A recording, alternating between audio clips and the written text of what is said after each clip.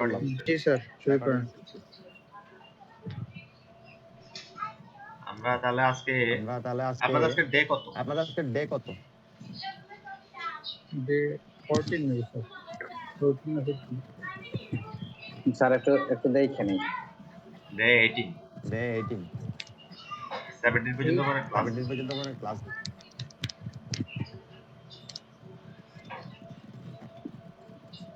লেখা আছে তো ডে 18 না?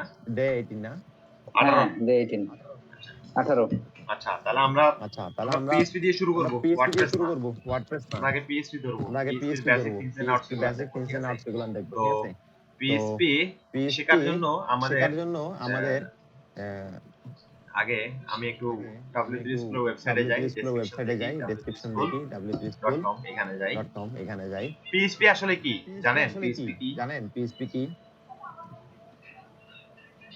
PHP হলো আপনার যে একটা server side scripting language. Server side scripting language কি? সার্ভার সাইড স্ক্রিপ্টিং ল্যাঙ্গুয়েজ হচ্ছে যে ল্যাঙ্গুয়েজটা, যে স্ক্রিপ্টের ল্যাঙ্গুয়েজটা শুধুমাত্র সার্ভার সাইডে কাজ করবে। শুধুমাত্র সার্ভারের সাইডে কাজ করে। সার্ভার সাইডে কাজটা কি রকম করে? একটু দেখেন। ধরেন এটা আমার কম্পিউটার, ঠিক আছে? সাপোজ এটা আমার হচ্ছে কম্পিউটার, এটা আমি ইউজার। স্ক্রিন শেয়ার নাই না? আচ্ছা,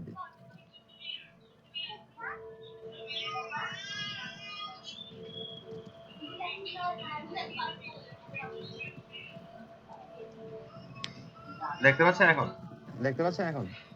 জি স্যার। এটা হচ্ছে আমার কম্পিউটার, এটা আমি ইউজার, এটা হচ্ছে ওয়ার্ল্ড ওয়াইড ওয়েব, এটা হচ্ছে সার্ভার। এটা হলো আমার একটা কি সার্ভার। আমার সার্ভারের মধ্যে অনেক কিছু থাকতে পারে, ঠিক আছে? মনে করেন এই সার্ভারের একটা কম্পিউটার আছে, এটা একটা ওয়ান কাইন্ড অফ কম্পিউটার।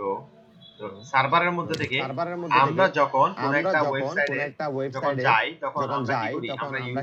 আমরা ইউজার হিসেবে যিনি ইউজার আছেন, এই যে ইউজার যখন কোন একটা ওয়েবসাইট, কোন একটা ব্রাউজার থেকে রিকোয়েস্ট পাঠায় একটা ওয়েবসাইটে ইউআরএল ভিজিট করে, সেটা ওয়েবে যায়, ওয়েবে যায়। এটা হচ্ছে আমার ওয়েব, এটা হচ্ছে আমার ওয়েব, ঠিক আছে? এরপরে এটা হচ্ছে আমার কি সার্ভার।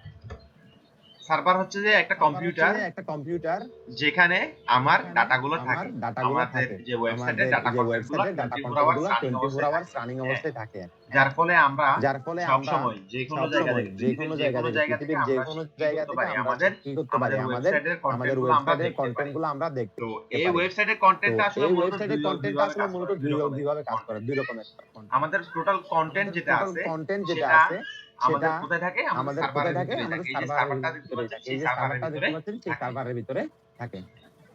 আমি যখন কোন একটা ব্রাউজারের মাধ্যমে কোন একটা ওয়েবসাইটের জন্য রিকোয়েস্ট পাঠাই, ইউআরএল এন্টার দেই, যেমন আমি এখানে এখানে W3 স্কুল যে দিলাম, এখানে যে ব্রাউজারের ইউআরএল এর ভিতরে, যে অ্যাড্রেস বারে যে ওয়েবসাইটের ইউআরএল যদি লিখি, যখন এন্টার দেই, তখন সাথে সেই ব্রাউজার কি করে? একটা রিকোয়েস্ট পাঠায়, ওয়েবে।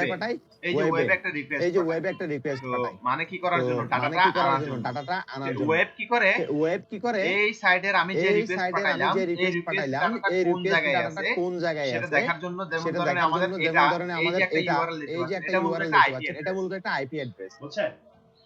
এটা মূলত একটা আইপি অ্যাড্রেস। তো এই আইপি অ্যাড্রেসটা কি করতেছে? ওয়েব কি করে? যে আইপি অ্যাড্রেসটা খুঁজে বের করে যে আইপি অ্যাড্রেসটা কোথায় আছে। তো আইপি অ্যাড্রেসটা খুঁজে বের করে সে কি করে? ওই আইপি অ্যাড্রেসে সার্ভারের মধ্যে যায়। যে আইপি অ্যাড্রেসটা আছে, যেটা সে খুঁজে পায়, সেটার ভিতরে যাবে। গিয়ে সে কি করে? রিকোয়েস্ট পাঠায়, বলে যে তুমি আমাকে এই ডাটাগুলো দাও সার্ভারের কাছে যখন যায়, সার্ভার কি করে? আবার একটা রেসপন্স পাঠায়, সাথে সাথে যে সাইটে যে কোনো রেসপন্স থাকে সেটা ওয়েবে পাঠায়। ওয়েব কি করে? ওয়েব সেটাকে নিয়ে আবার সেটাকে রেসপন্স করে কার কাছে পাঠায়? একজন ইউজারের কাছে পাঠায়। মানে হচ্ছে কি? আমি যে রিকোয়েস্টটা পাঠাইছি আমার কাছে সেন্ড করে। আবার এখন এই যে সেন্ডিংটা করে, এই যে সার্ভারের ভিতরে, এখানে আমরা যখন কোন একটা HTML যখন লিখি, যেমন এখানে HTML যে কন্টেন্ট গুলো দেখতে পাচ্ছেন, HTML এর কন্টেন্ট এতদিন আমরা যেগুলো দেখছি এগুলো আমাদের কম্পিউটারে দেখছি, এবং এগুলোর সোর্স কোড গুলো কি করে ব্রাউজার ব্রাউজার নিজে রেন্ডার করে রান করে, ঠিক আছে। HTML এর কোডগুলো কি এখানে রান করে, ব্রাউজার রান করে। কিন্তু যদি এমন হয় যে কিছু কাজ আছে যেগুলা শুধুমাত্র এই সার্ভারের ভিতরেই চলবে, অন্য কোনো শুধুমাত্র এই সার্ভারের ভিতরেই চলবে, বুঝতে পারছেন? তো এই সার্ভারের ভিতরে যে প্রোগ্রামিং ল্যাঙ্গুয়েজগুলো কাজ করে তাদেরকে সার্ভার সাইড স্ক্রিপ্টিং ল্যাঙ্গুয়েজের মধ্যে কি আছে? সার্ভার সাইড স্ক্রিপ্টিং ল্যাঙ্গুয়েজের মধ্যে আছে যে PHP ASP.NET, ঠিক আছে, তারপরে Node.js এইসব, তারপরে ধরেন যে জাভা, হ্যাঁ, ঠিক আছে, পাইথন, তারপর কি আছে রুবি, ঠিক আছে। এগুলো সবই হচ্ছে সার্ভার সাইড স্ক্রিপ্টিং ল্যাঙ্গুয়েজ। আরো অনেক আছে, তারপরে মনে হয় পার্লও চলে এই সার্ভার সাইড স্ক্রিপ্টিং ল্যাঙ্গুয়েজের মধ্যে, এগুলো আর কি। আর বাকিগুলো কি স্যার? এমনি তো অন্যগুলো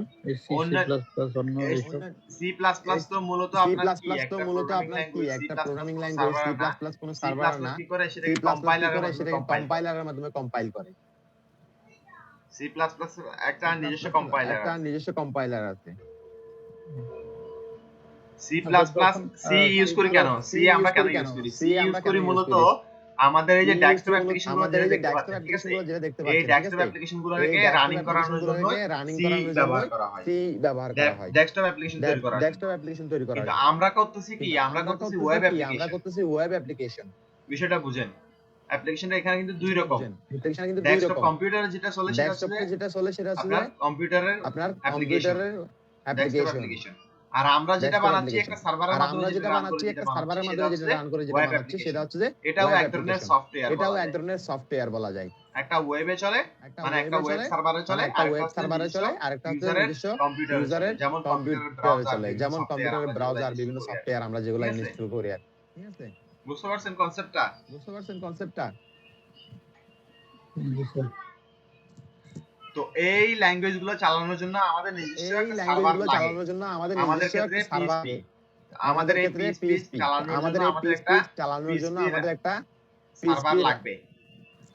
সার্ভার লাগবে মানে হচ্ছে যে কি যেমন ধরেন অ্যাপাচি সার্ভার, ঠিক আছে, যেমন ধরেন অ্যাপাচি সার্ভার, তারপরে আরো কি জানি একটা সার্ভার আছে, Nginx সার্ভার আছে, এগুলো লাগে যেমন অ্যাপাচি, Engine, এই সার্ভার, ঠিক আছে, এগুলো লাগে। এগুলা কোথায় থাকে? আমাদের সার্ভার কম্পিউটারের ভিতরে ইনস্টল করা থাকে। তো আমাদেরকে এখন আমাদের তো মূলত অনলাইন সার্ভার, এটা তো মূলত অনলাইন সার্ভার। আমাদের কম্পিউটারে কি অনলাইন সার্ভার আছে? তো আমরা যদি আমাদের কম্পিউটারকে যদি একটা সার্ভার বানাতে চাই, তাহলে আমাদের একটা অ্যাপ্লিকেশন লাগবে। অ্যাপ্লিকেশনের জন্য আমরা কি করি? মূলত আমাদের কাছে যে আমরা বেশ কয়েকটা টুল আছে যেগুলো দিয়ে আমরা ব্যবহার করতে পারি সার্ভারের জন্য। আমাদের কম্পিউটারকে যদি লোকাল কম্পিউটারকে যদি আমরা যদি সার্ভার হিসেবে যদি বানাতে চাই, তাহলে আমরা এখানে কি করতে পারি? আমরা অ্যাপাচি আমাদের কম্পিউটারে ইনস্টল করে নিতে পারি, অথবা Nginx আমাদের কম্পিউটারে ইনস্টল করে নিতে পারি। এইগুলা করার জন্য আমরা মূলত এগুলা না করে আমরা সরাসরি করি কি? একটা টুল আছে মানে কতগুলো যোগ করে একটা সফটওয়্যার অ্যাপ্লিকেশন, যেমন ধরেন XAMPP, ঠিক আছে, XAMPP, ঠিক আছে, Laravel, ঠিক আছে, এই ধরনের সফটওয়্যার অ্যাপ্লিকেশনগুলো আমরা ইউজ করি। এগুলোর ভিতরে কি আছে? এগুলোর ভিতরে PHP, MySQL, তারপরে অন্যান্য আরো অনেক কিছু, PHP, MyAdmin, ঠিক আছে, বিল্ট ইন করা আছে। এগুলো সবগুলো বিল্ট ইন করা আছে। আমাদেরকে আর এত কষ্ট করে প্রত্যেকটা জিনিস আলাদা যেমন আপনি যদি PHP আপনার কম্পিউটারে রান করতে চান, তাহলে অবশ্যই আপনাকে আগে অ্যাপাচি সার্ভার ইনস্টল করতে হবে, তারপর আপনাকে PHP ইনস্টল করতে হবে।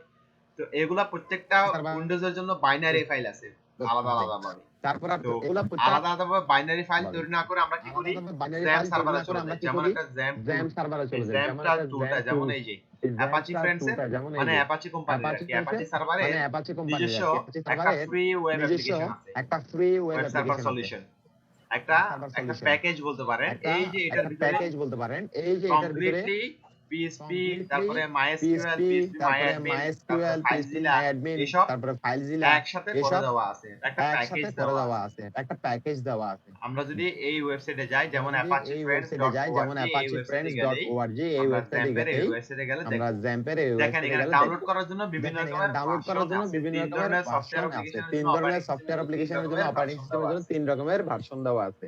উইন্ডোজের জন্য দেওয়া আছে, উইন্ডোজের জন্য দেওয়া আছে, লিনাক্সের জন্য দেওয়া আছে এবং ম্যাক লিনাক্সের জন্য অপারেটিং দেওয়া সিস্টেমের আছে এবং জন্য ম্যাক দেওয়া আছে। অপারেটিং সিস্টেমের জন্য দেওয়া আছে। আমরা যেহেতু উইন্ডোজের জন্য আমরা ব্যবহার যেহেতু করব, উইন্ডোজের জন্য সেহেতু ব্যবহার করব, আমরা যেহেতু সেহেতু জ্যাম চালাবো, আমরা যেহেতু এইজন্য জ্যাম আমাদেরকে চালাবো, জ্যাম ফর এই জন্য উইন্ডোজ আমাদেরকে জ্যাম এটা ফর ক্লিক উইন্ডোজ করে ডাউনলোড করতে হবে। এটা এখানে ক্লিক ক্লিক করে দিলে একটা ডাউনলোড পেজ করতে হবে। এখানে রিডাইরেক্ট ক্লিক করে, দিয়ে একটা পেজ রিডাইরেক্ট করে, ওখান থেকে আপনারা ইনস্টল করে ওখান নেবেন। থেকে আপনারা পারবেন ইনস্টল তো করে নাকি? নেবেন। নাকি দেখাই দিব পারবেন তো ইনস্টলেশন? নাকি দেখাই দিব ইনস্টলেশন পদ্ধতি? না স্যার, সমস্যা নেই। পারবেন ইনস্টল করতে পারবেন? পারবেন এখন ইনস্টল করতে করবো পারবেন? এখন করবো স্যার। এই উইন্ডোজে জ্যাম ফর এই উইন্ডোজে যখন উইন্ডোজে ক্লিক জ্যাম দিবেন ফর একটা উইন্ডোজে সাইডে যখন ক্লিক রিডাইরেক্ট দিবেন, করবে, একটা সাইডে রিডাইরেক্ট রিডাইরেক্ট করার করবে, পরে দেখেন যে ফাইলটা রিডাইরেক্ট করার পরে দেখেন যে ফাইলটা শুরু হয়ে মানে গেছে আমার। ডাউনলোড শুরু হয়ে গেছে আমার জ্যাম্পের ফাইলটা ডাউনলোড হওয়া শুরু জ্যাম্পের হয়ে ফাইলটা গেছে। ডাউনলোড হওয়া তো শুরু হয়ে গেছে। এটা হচ্ছে আমারটা হচ্ছে তো x64, এটা হচ্ছে আমারটা হচ্ছে বর্তমানে এদের x64, লেটেস্ট ভার্সন হচ্ছে বর্তমানে এদের x64 লেটেস্ট ভার্সন, ভার্সন হচ্ছে মানে x64 ভার্সন, 64 মানে বিট আর কি। 64 বিট। আমার কাছে এটা কিন্তু ডাউনলোড করা আমার আছে, কাছে এটা কিন্তু ডাউনলোড করা ইনস্টল আছে, করাও আছে, তো আমি আর ইনস্টল না করাও করি আছে, ডাউনলোড, আমি আর না করি ডাউনলোড না করি, ডাউনলোড না দেই। ডাউনলোড না দেই। অনেক সময় লাগতেছে, নেটের আমারও প্রবলেম আছে, নেটের আমারও প্রবলেম আছে। তো এটাকে ডাউনলোড করে নেবেন, তো এটাকে ডাউনলোড ডাউনলোড করে করে নেবেন, নিয়ে নেক্সট নেক্সট নেক্সট ডাউনলোড দিয়ে করে ইনস্টল নিয়ে করে নেবেন, আর নেক্সট কোনো নেক্সট কিছু না, দিয়ে ইনস্টল করে কোনো নেবেন, আর কিছু কোনো চেঞ্জ কিছু না, করবেন না। কোনো কিছু চেঞ্জ করবেন না। কথা বুঝছেন?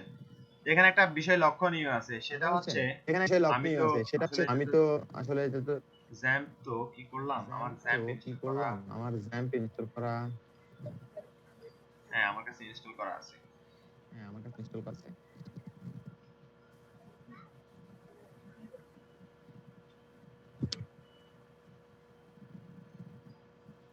স্যার হ্যাঁ বলেন। হ্যাঁ বলেন।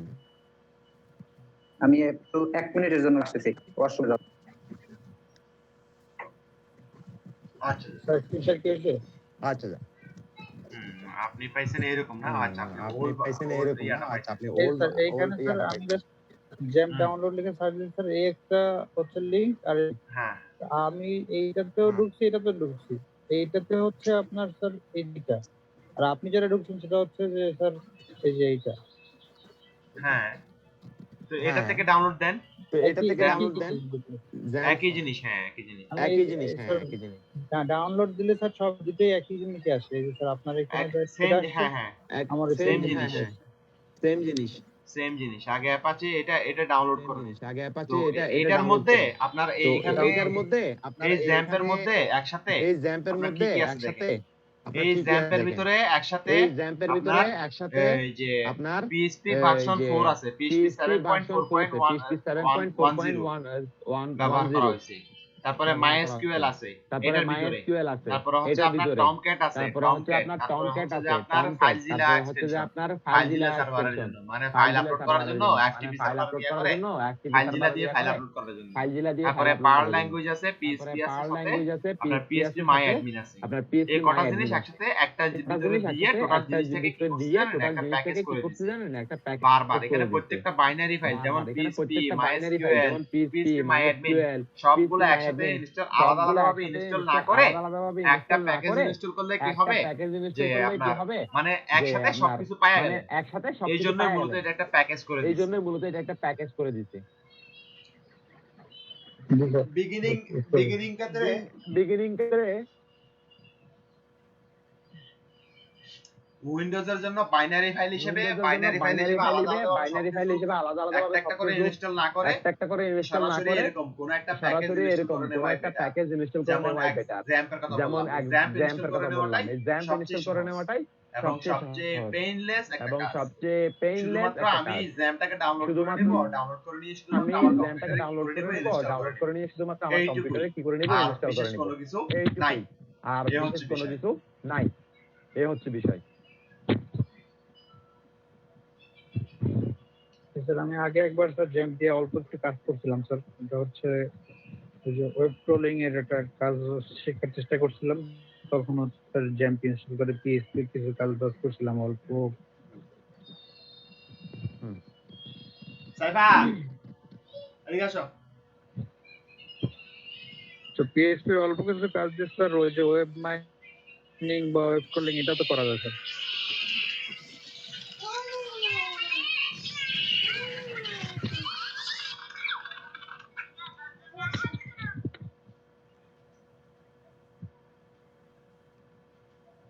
দাঁড়াও নিয়ে যাইব।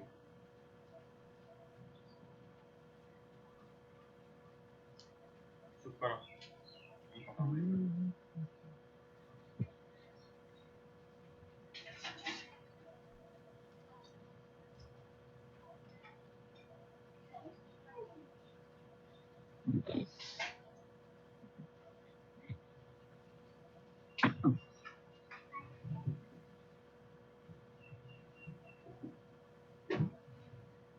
এই এর নোটিস।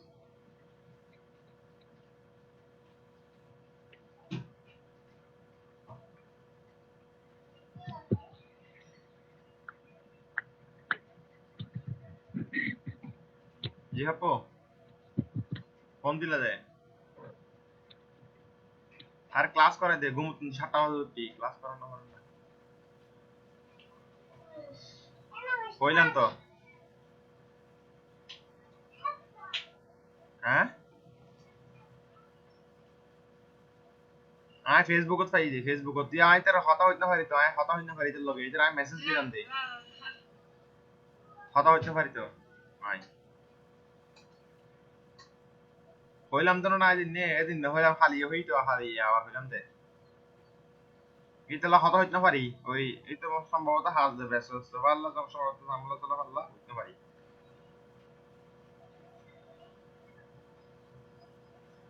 তো মোবাইল মিস কল দাও ডাইরেক্ট সরাসরি গো। এদের নাম হ্যাঁ গসাই মানে তোর গালাগালি হরকে দিকে দি তোর গালাগালি হরকে ঢুকে পারলা আর হাপুয়ে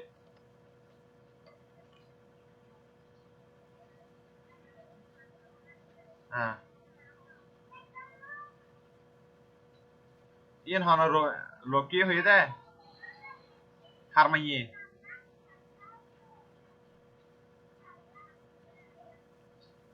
হ্যাঁ হুম এত সারা নোকে আয়ো এদের আজও মাইয়া কিন বিয়া নদে ইতরা হতা হয় বললে ইতরা তো হতা হতো না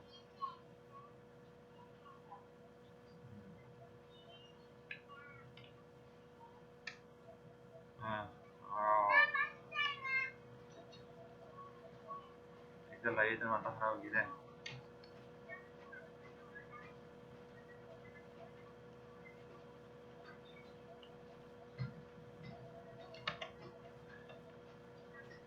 সাতকান্যা মাইফ সাতকান্যা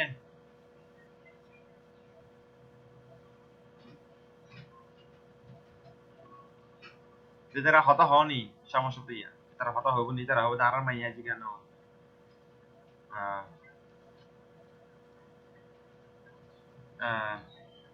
আইওরি এখন আইতারে মেসেজ দিলাম এটা এটা আই মেসেজ আইতারে মেসেজ দিলাম নি এটা আর আজ ফোন রিপ্লাই রিপ্লাই কোনো কিছু না হতা হওয়ার আর কোনো কিছু না আর ফোন দিতে যদি না আয় হতা হইতাম আর তো কিছু না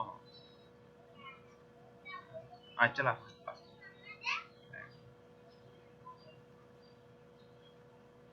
সাইফা সাইফা কি করতেছ আচ্ছা ঠিক আছে হ্যাঁ হিমেল ডাউনলোড হইছে, আপনার এটা ডাউনলোড হইছে? ডাউনলোড হইছে, আপনার এটা জ্যাম ডাউনলোড ডাউনলোড হইছে? হইছে? জ্যাম ডাউনলোড হইছে? না টাইম টাইম আর লাগবে, টাইম লাগবে না? স্লো অনেক আর না। টাইম আচ্ছা লাগবে যাই না। হোক, আমি ডাউনলোড আচ্ছা, যাই করতেছি, হোক, কিভাবে আমি ডাউনলোড ইনস্টল করতেছি, করতে হয় কিভাবে ওইটা দেখায় দিলে ইনস্টল ভিডিওতে করতে পড়া দেখে হয় নিতে ওইটা পারবেন দেখায় কিভাবে দিলে ইনস্টল করতে ভিডিওতে হয় পড়া দেখে দেখে নিতে। নিতে পারবে, কিভাবে ইনস্টল করতে হয় দেখে নিবে। জ্যাম্প ইনস্টল করা সহজ, তেমন কোনো কিছু না, জ্যাম্প শুধু ইনস্টল করা সহজ, তেমন অন্য কোনো কোনো কিছু না, ড্রাইভ শুধু পার্টিশনে অন্য ইনস্টল কোনো না ড্রাইভ করলেই হইলো, পার্টিশনে কোনো রকমের ঝামেলা হয় না। ইনস্টল না অন্য করলেই পার্টিশন হইলো, কোনো ড্রাইভ অন্য রকমের ঝামেলা ড্রাইভে হয় না। অন্য ইনস্টল পার্টিশন করলে ড্রাইভ অন্য সমস্যা হয় ড্রাইভে কি যে ইনস্টল করলে সমস্যা হয় কি এটা যে মানে এনভায়রনমেন্ট এটা পাতে মানে পিএইচপির এনভায়রনমেন্ট এনভায়রনমেন্ট পাথগুলো পাতে দেখাই দিতে হয়, পিএইচপির এনভায়রনমেন্ট নতুবা পাথগুলো সমস্যা দেখাই হয়ে দিতে যায়। হয়, নতুবা সমস্যা এই জন্য হয়ে যায়। সি ড্রাইভে ইনস্টল করাটাই বেটার। এজন্য সি ড্রাইভে ইনস্টল করাটাই বেটার। নেটের প্রবলেম আমারও আজকে হিউজ পরিমাণে নেটের প্রবলেম। প্রবলেম আমারও আজকে হিউজ পরিমাণে প্রবলেম। তাহলে স্যার এর মধ্যে স্ক্রিন শেয়ার করবো, হুম, হুম, একটা জিনিস দেখাই স্যার। দেখান। দেখান।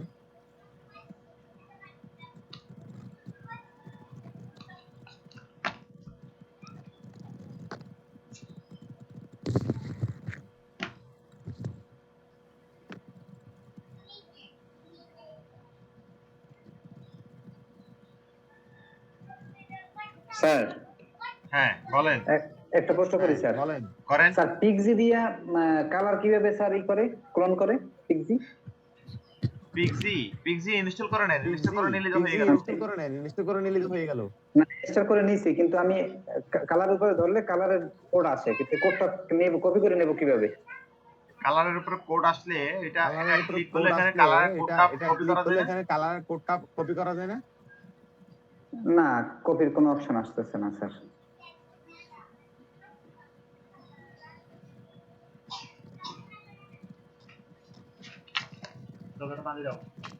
এমনি আছে কন্ট্রোল অল্টার এক্স দিলে কালার মিক্সার, সেইটা আছে এরকম কিনা নাকি? কন্ট্রোল অল্টার এক্স না কপি এসটিএমএল কোনটা আছে বুঝি না।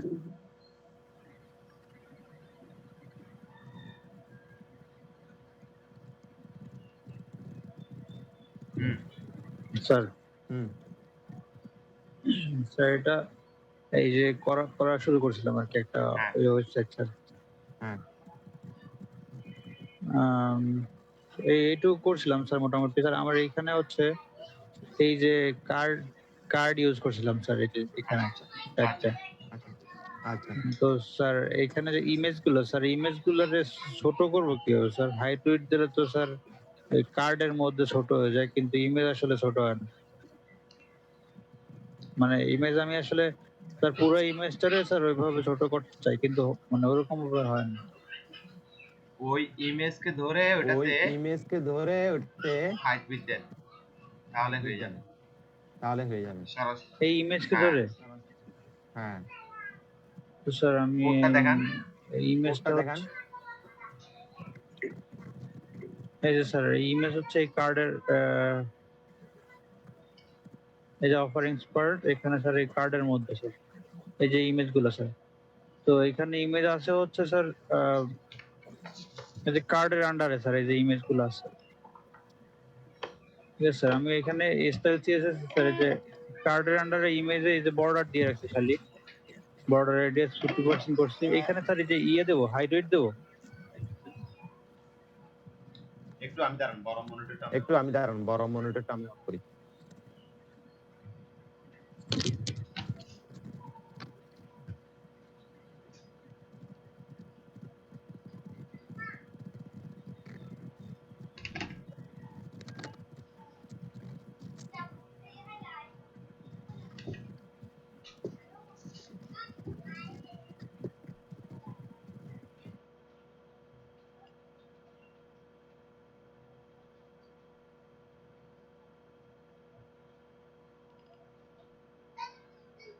কোডটা দেখান তো কি আছে।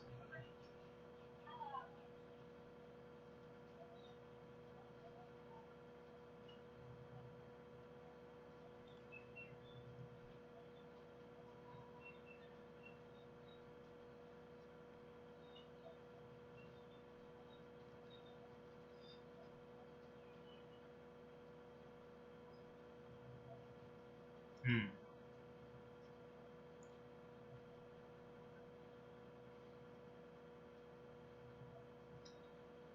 আপনি ইমেজের মধ্যে উইথ 100% ডি ব্লক করেন।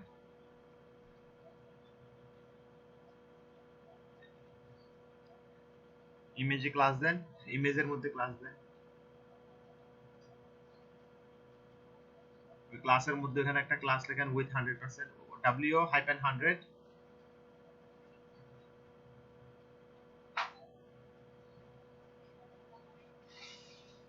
আর ডি ব্লক স্পেস দিয়ে d block d hyphen block.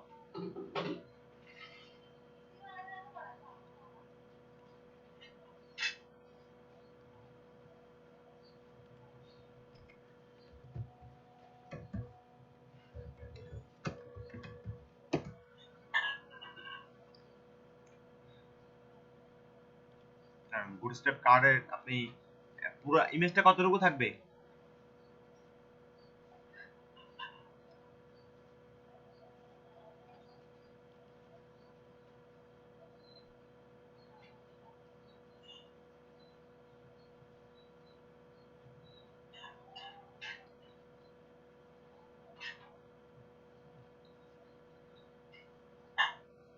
এটার মতো ছোট করতে যাচ্ছেন না।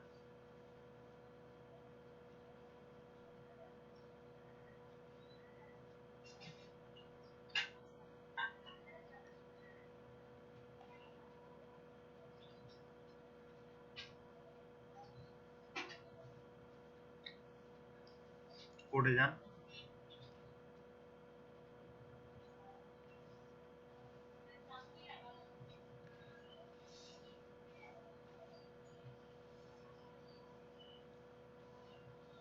এবারে style.css এ যান, কার্ড ইমেজ না, তো কার্ড ইমেজের মধ্যে এটার সেকেন্ড ব্র্যাকেট ক্লোজ করছে। কোথায় কার্ড ইমেজ? বর্ডার রেডিয়াস দিচ্ছেন 50%। আচ্ছা, এখানে হাইট বিট দেন, ইমেজের হাইট বিট দেন,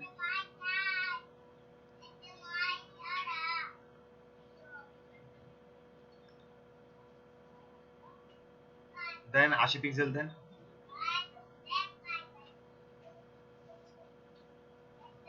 উইথ 80 পিক্সেল।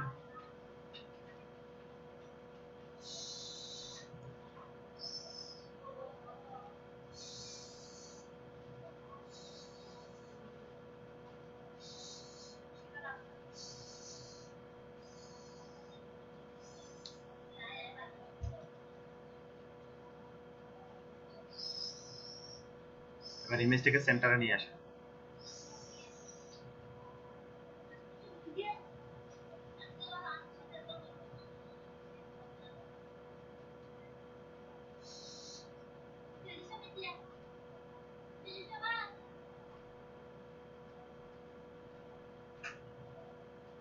মার্জিন 0 অটো দেন তো।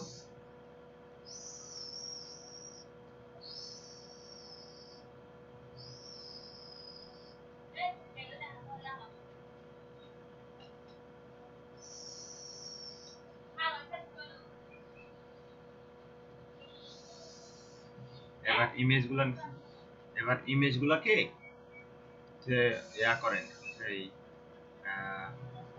হাইটে মনে হয় একটু কম হয়ে গেছে, তাই না? হাইট একটু কম হয়ে গেছে, হাইট 100 পিক্সেল একটু বাড়ায়। আপনি যে ইমেজগুলো নিছেন এগুলো হাইট একটু বাড়ায়,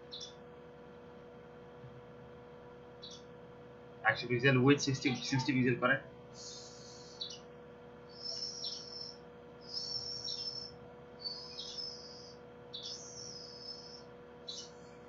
একেবারে কমে গেছে।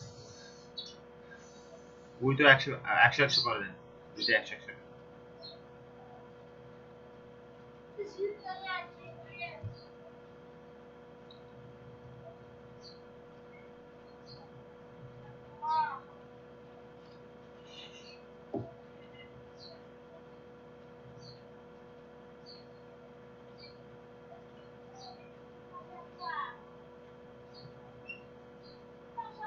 কি করবেন? বর্ডার তুলে দিবেন?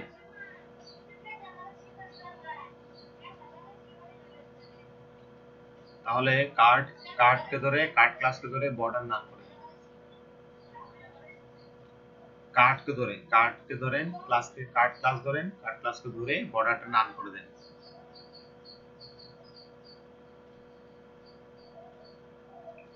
ক্লাস না, কার্ড ক্লাসের মধ্যে আরেকটা ক্লাস দেন, কার্ড ক্লাস দিন না, অন্য জায়গায় কার্ড লাগলে আবার ওটাও নাম হয়ে যাবে। কার্ড না, ওখানে একটা ক্লাস দেন, ওখানে একটা ক্লাস লেখেন, প্রত্যেকটা কার্ডে একটা ক্লাস দেন, মাই কার্ড, হ্যাঁ এখানে, হ্যাঁ মাই কার্ড বা সার্ভিস কার্ড, এরকম একটা ক্লাস লেখেন, সার্ভিস কার্ড, মাই কার্ড, যে কোনো একটা দেন। হ্যাঁ, এই ক্লাসটাকে ধরেন, ওই ক্লাসটাকে ধরে ওখান থেকে চেঞ্জ করে দেন, এবার ডিসপ্লে বা বর্ডার নাম করে দেন।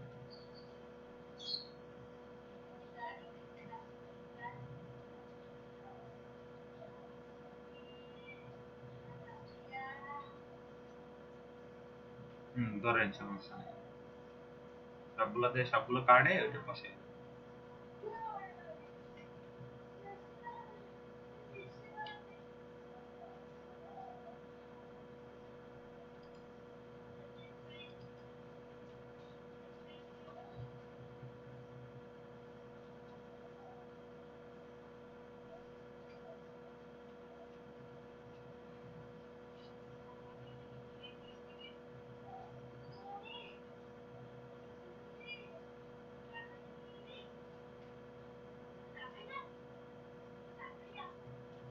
হ্যাঁ, কাজ করে নাই,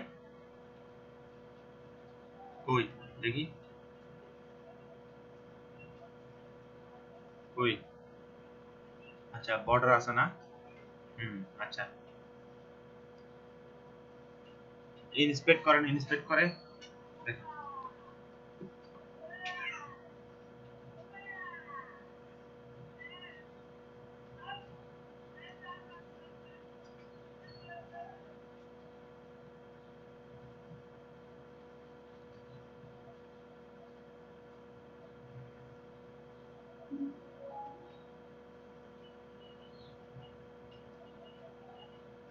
কোন ক্লাস ধরছেন, যে উপরে যান, উপরে, হ্যাঁ ধরছেন, উপরে যান, উপরে ডান পাশে উপরে কোড দেখেন,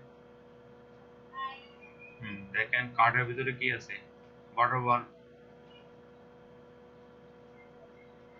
বর্ডার 0 পিক্সেল করে দিন, 0 পিক্সেল,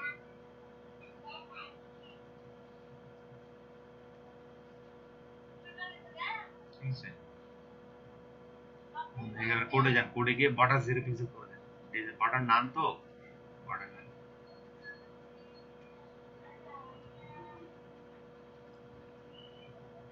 বর্ডার 0 পিক্সেল নাম হবে। এবার দেখেন হচ্ছে কিনা, আবার কার্ড কার্ড ধরছেন কেন, কার্ড ডিলিট করেন, ডট কার্ড এটা ডিলিট করেন।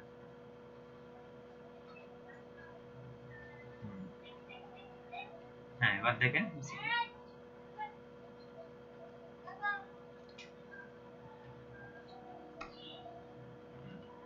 কার্ডবোর্ডের ভিতরে যে টেক্সট আছে না, ওটা একটু ছোট করে দেন। হ্যাঁ, টিম ওয়ার্ক, কমিউনিটি ডেভেলপমেন্ট, ওই টেক্সটগুলা, ওটার ওগুলা ফন্টগুলো ছোট করে, মানে একটু ছোট করে দেন। কার্ড টাইটেল যেটা আছে, হ্যাঁ এটা কার্ড টাইটেলটার মধ্যে, কার্ড টাইটেলের ফন্ট ছোট, ফন্ট ছোট করে দেন। শাহেদ বান,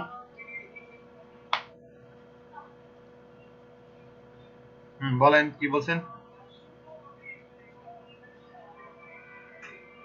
হ্যাঁ,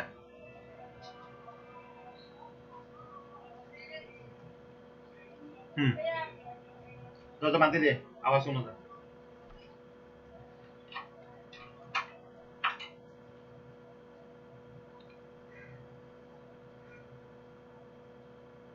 হুম, টপ,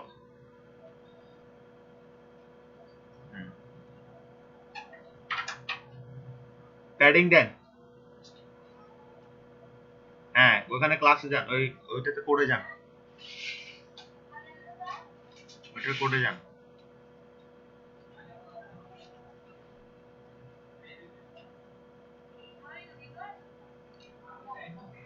রাখেন একটু,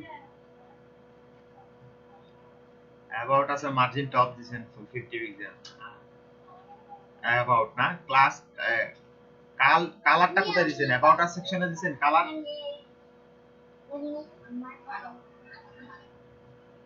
আচ্ছা, ওইখানে একটা কাজ করেন, এই যে এখানে ওখানে একটা ওই যে পাশে ওই ওখানে একটা ক্লাস দেন, সেকশনের ভিতরে একটা ক্লাস দেন। এবার আরে বে তারপর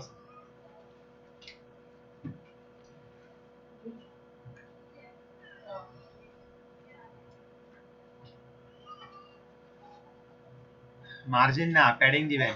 সেকশনে একটা ক্লাস দেন, সেকশনে একটা আইডি ক্লাস নিয়ে p-3 দেন, ক্লাস নিয়ে p-3।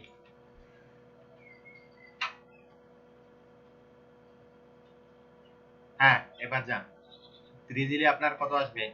0.5 র্যাম এর উপরে 75 র্যাম এর উপরে আসবে। দেখেন ওখানে দেখেন কোডে যে ইয়াতে দেখেন প্যাডিং পারছে না, p5 করে দেন, p5 করে দেন।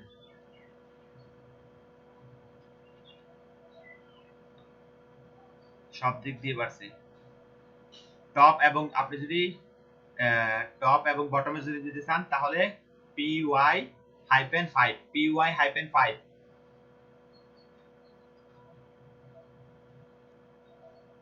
প্যাডিং টপ এবং প্যাডিং টপ এন্ড বটম দিবেন, padding top and bottom py-5 দেন, y এর জন্য হ্যাঁ py-5 তাহলে প্যাডিং টপ এন্ড বটম পাবেন।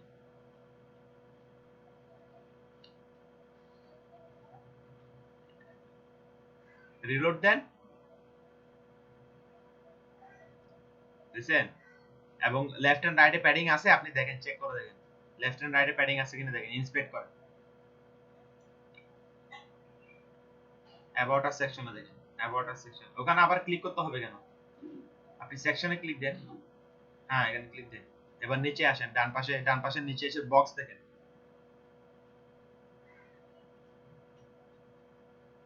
কত হইছে? প্যাডিং টপ এন্ড বটম ঠিক আছে তো? লেফট এন্ড রাইটে কোনো প্যাডিং নেই, টপ বটমে আছে, টপ বটমে। হ্যাঁ আর বাড়ানো লাগবে।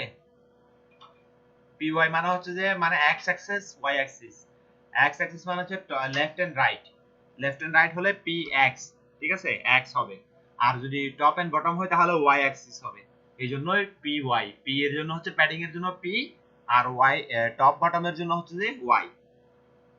আর যে 5 যেটা দিবেন 5 মানে হচ্ছে কত 1 পিক্সেল, এটা হচ্ছে আপনার 48 পিক্সেল।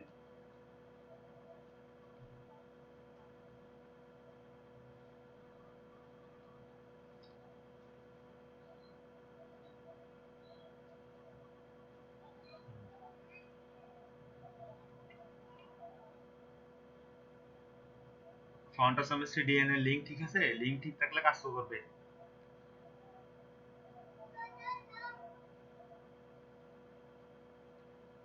তাহলে ফন্টাসমের একটা আইকন নেন, আইকন নিলে বুঝতে পারবো। দেখি কোথায়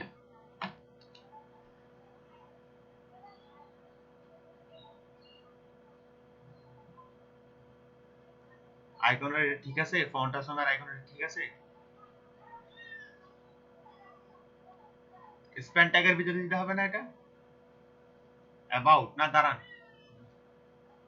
স্প্যানের দরকার নাই, আপনি আই ট্যাগ দিবেন না। কোড কই দেখি, কোড কোথায় আছে? আই ট্যাগের জন্য কোনো কালার চেঞ্জ করছেন? আই ট্যাগের জন্য তাহলে এটা দেখান, ব্রাউজার দেখান।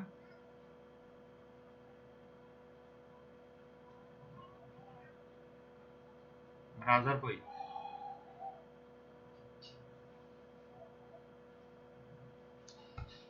আমার তো মনে হয় কোডে ভুল আছে।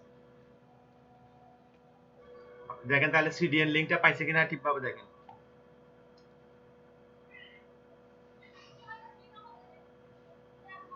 এটা করতে গিয়ে নিছেন।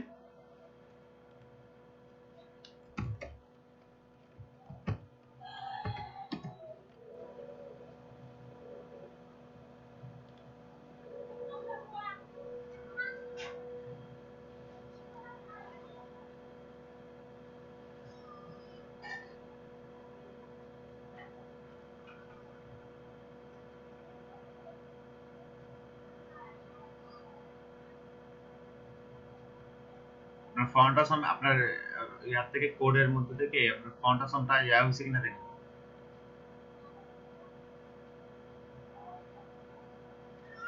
কন্ট্রোল সিডিএন স্ট্যাক পাত থেকে হ্যাঁ ঠিক আছে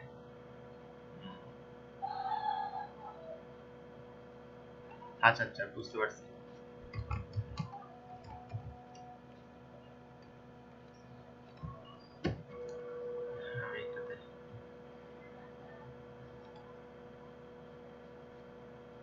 লিংক লিংক মানে বুটস্ট্র্যাপকে নিচে রাখেন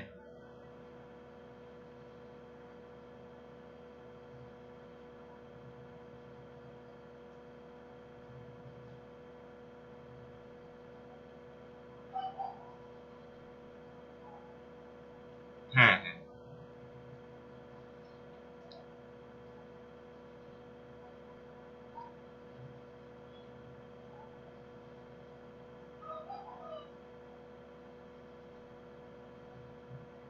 হ্যাঁ।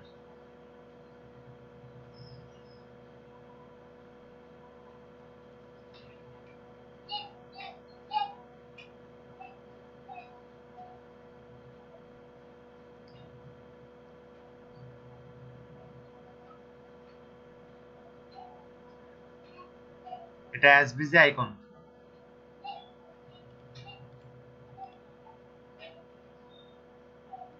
অন্য আইকন দিয়ে দেখেন তো এফ এ ফেসবুক দেন এফ এ ফেসবুক দেন প্রিমিয়াম আইকন আছে কতগুলো ওগুলো ফ্রি পেড আইকন আছে ওগুলো শো করবে না আর এসবিজি আইকন শো করবে না এটা এসবিজি আইকন ফ্রি আইকন নেন ফ্রি আইকন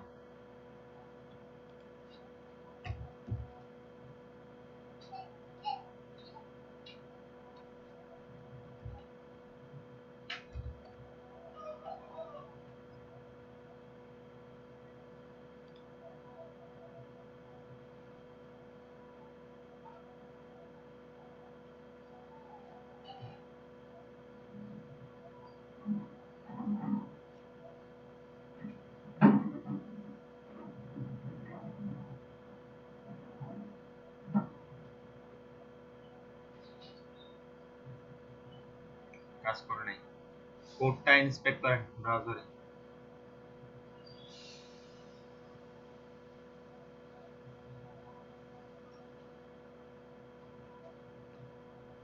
যে আইকনটা কোথায় আছে আই ক্লাসের মধ্যে দেখতে দেন কোথায় আছে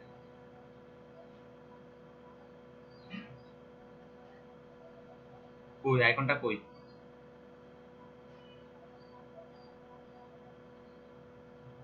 আইকন আছে এটাতে এটাতে সিলেক্ট অবস্থায় এবার ডান পাশে উপরে যান একদম উপরে ডান পাশের ট্যাবে উপরে যান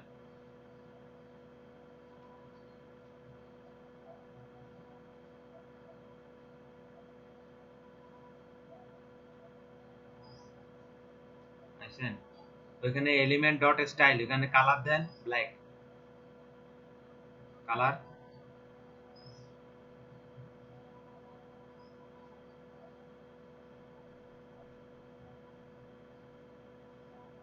হ্যাঁ আসতেছে না কাউন্টার ফোন আইকনটা আসতেছে না একটা স্প্যান ট্যাগের ভিতরে নিয়ে দেখেন এটা আসছে না।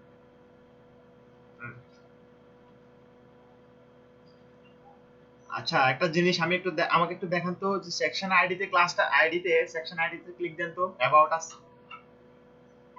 আমি একটু দেখি এখানে সিএসএস কি লিখছেন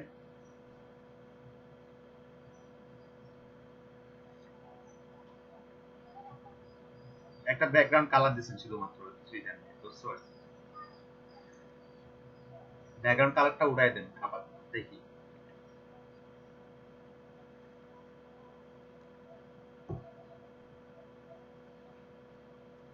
ব্যাকগ্রাউন্ড কালারটা আপাতত উঠাই দেন হ্যাঁ এখান থেকে দেওয়ার দরকার ছিল না ব্রাউজার থেকে দিলেই তো হইতো ব্রাউজার থেকে ইনস্টল করা যায় না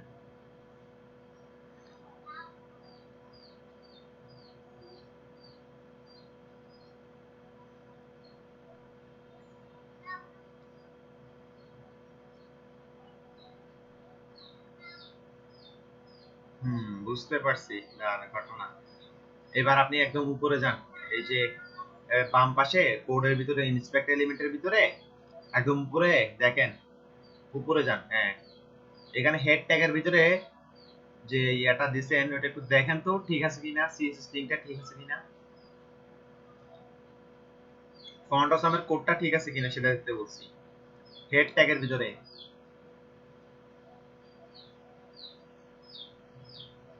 হেড ট্যাগের ভিতরে ফন্ট অসামের যে লিংক করছেন ওটা একটু দেখেন, ওখানে ওটা দেখেন, ওটা ফন্ট অসামের সিএসএসটা লোড হয়েছে কিনা একটু দেখেন।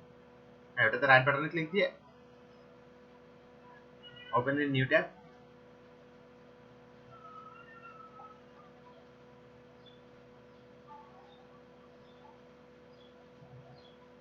লোড হয়েছে তো।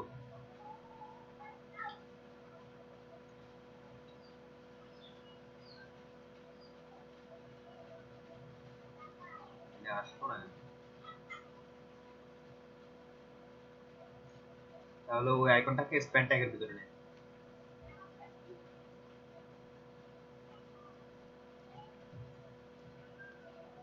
ব্যাকগ্রাউন্ড কালারটা চেঞ্জ করে, ব্যাকগ্রাউন্ড কালারটা ইয়া করে দেন, চেঞ্জ করে দেন।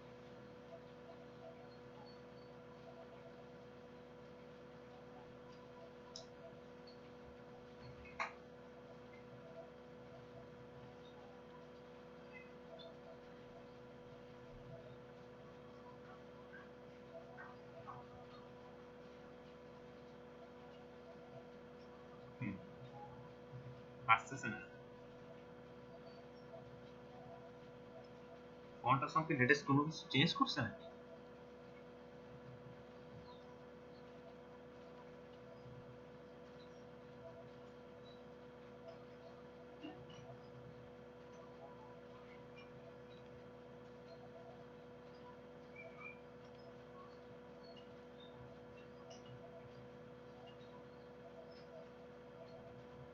আপনি যেটা ইউজ করছেন সেটা হচ্ছে ফন্ট অসাম 4, ঠিক আছে, ফন্ট অসাম 4.7.0।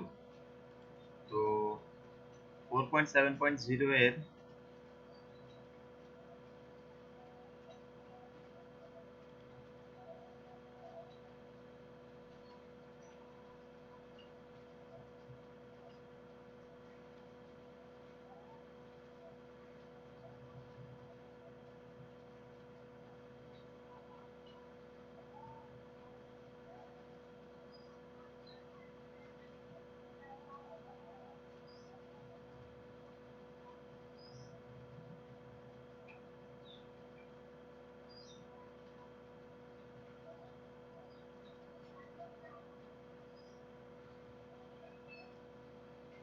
শুনেন, ওখান থেকে ফাস্ট এফএএস না, এফএস থেকে এফএবি, তো এফএবি লিখছেন না কোডে,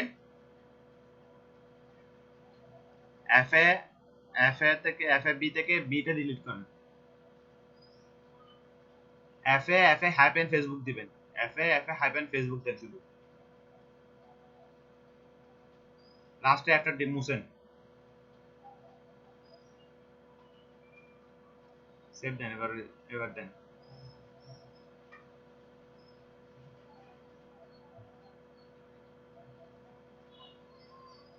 আসে নাই।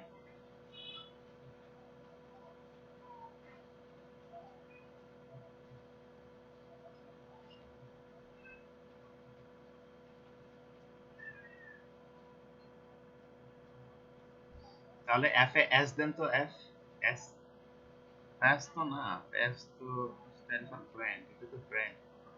এফ এ না না, এফ এস না না, এস এস বি দেন, B B, F A B, F A B, হ্যাঁ সেভ দিয়ে এবার দেখেন তো কিছু,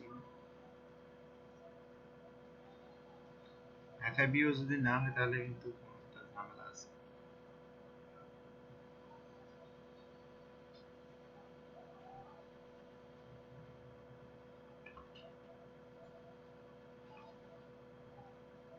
আচ্ছা ঠিক আছে, আমি দেখবো, সমস্যা নেই।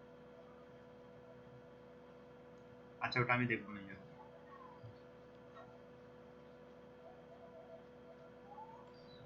আমরা আমাদের টপিকসে চলে আসি। আমাদের জ্যাম ডাউনলোড হয়ে গেছে, ঠিক আছে। তো আমরা প্রথমে ফোল্ডার থেকে, এটা হচ্ছে আমাদের জ্যাম, ঠিক আছে। তো এই জ্যামটাকে প্রথমে আমরা কি করব, আপনার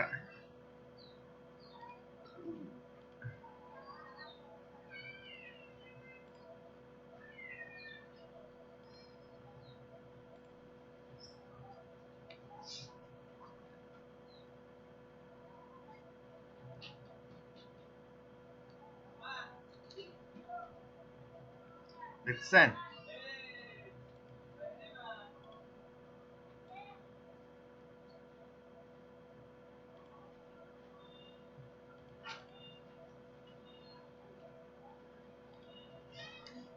এটাকে ডাবল ক্লিক করে রান করবেন।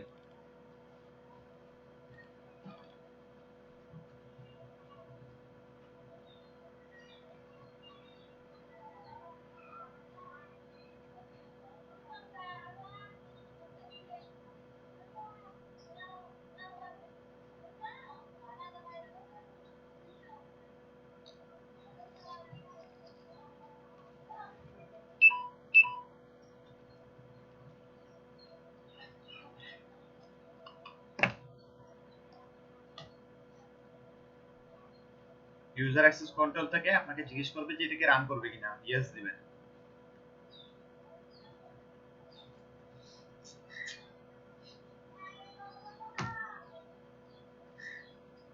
ইয়েস দিলে একটু সময় নিয়ে আমার যে জ্যাম্পের যে ফাইলটা আছে জ্যাম্পটা ইনস্টলারটা রান হবে।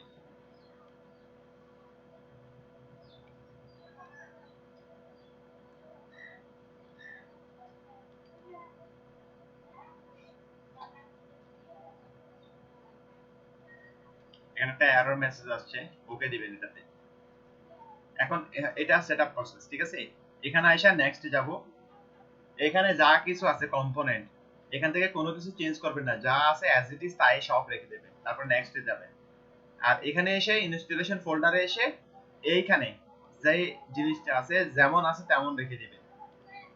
এটা যদি অন্য কোনো ড্রাইভে যদি আপনি যদি নেন তাহলে আপনার ঝামেলা হবে, এনভায়রনমেন্ট পিএইচপি এর এনভায়রনমেন্ট পাথটা খুঁজে পাবে না, মাইএসকিউএল এর এনভায়রনমেন্ট পাথ খুঁজে পাবে না। তখন আবার এনভায়রনমেন্ট পাথ খোঁজার জন্য আপনার মানে আবার দৌড়াইতে হবে, আবার এটাকে চেঞ্জ করতে হবে, এনভায়রনমেন্ট পাথটা দেখাই দিতে হবে। এটাকে যেমন আছে তেমন রেখে নেক্সট যাবেন, ঠিক আছে। আমার এখানে এটা ফোল্ডার ইজ নট এমটি দেখাচ্ছে। তো নট এমটি দেখানোর কারণ হচ্ছে কি, আমি এখানে প্রিভিয়াসলি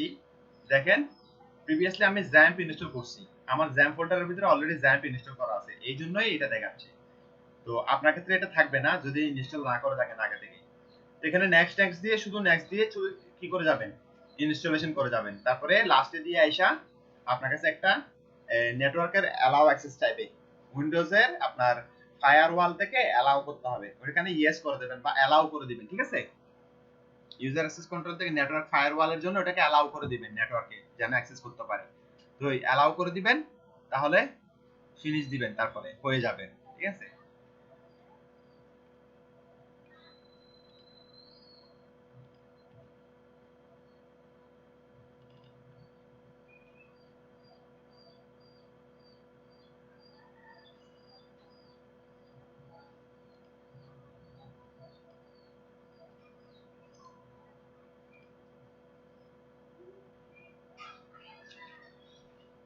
পুরো ফোল্ডারটাকে ডিলিট করে দিচ্ছি।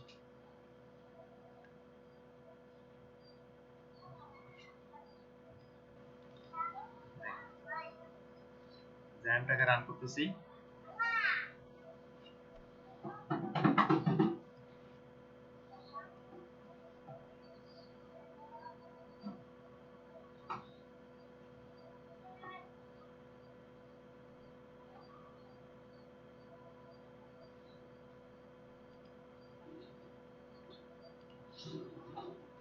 নেক্সটে যাব। এখানে যা আছে তা থাকবে, কোনো চেঞ্জ করব না। এখানেও যা আছে তা থাকবে, কোনো চেঞ্জ করব না। ইংলিশ ল্যাঙ্গুয়েজ হিসেবে ইংলিশ থাকবে। নেক্সটে যাবেন, এটাতে শুধু জাস্ট টিক মার্কটা তুলে দিন, কোনো কিছু না। এবার নেক্সটে যাবেন, আবারও নেক্সটে ক্লিক করবেন, দেখবেন যে ইনস্টলেশনটা শুরু হয়েছে। তো ইনস্টলেশনে সবকিছু আনপ্যাকিং করবে, কারণ এটা হচ্ছে মূলত একটা ছোট একটা ফাইল। দেখেন এটা কত এমবির ফাইল, 156 এমবি ফাইল, কিন্তু এটা যখন এক্সট্রাক্ট করবে আনজিপ করা অবস্থায় যখন আনজিপ করে তখন এটা প্রায় 1 জিবির মতো ফাইল হয়ে যায়, পুরো একটা 1 জিবির মতো একটা ফাইল, বুঝছেন, পুরো ফোল্ডারটা। তো এইটার মধ্যে পিএইচপি ইনস্টল হবে, অ্যাপাচি সার্ভার ইনস্টল হবে, মাইএসকিউএল ইনস্টল হবে এবং পার্ল প্রোগ্রামিং ল্যাঙ্গুয়েজ ইনস্টল হবে এবং পিএইচপি মাই অ্যাডমিন ইনস্টল হবে। টমক্যাট এবং আপনার কি এই যে ফাইলজিলা এফটিপিটা ইনস্টল হয়ে নেবে সাপোর্টিংটা।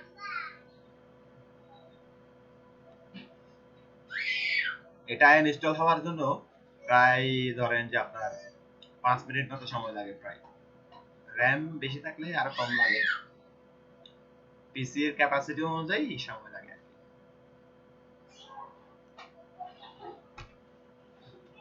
এই জন্য আমি গতকালকেই বলছিলাম, সবাইকে মেসেজ দিছিলাম যে কম্পিউটারে জ্যামটা ডাউনলোড করে রাখার জন্য।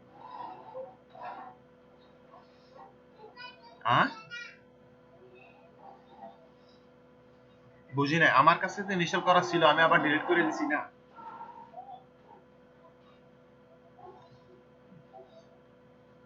আমি আনইনস্টল না করে ডিলিট করে দিছি জ্যাম ফোল্ডার।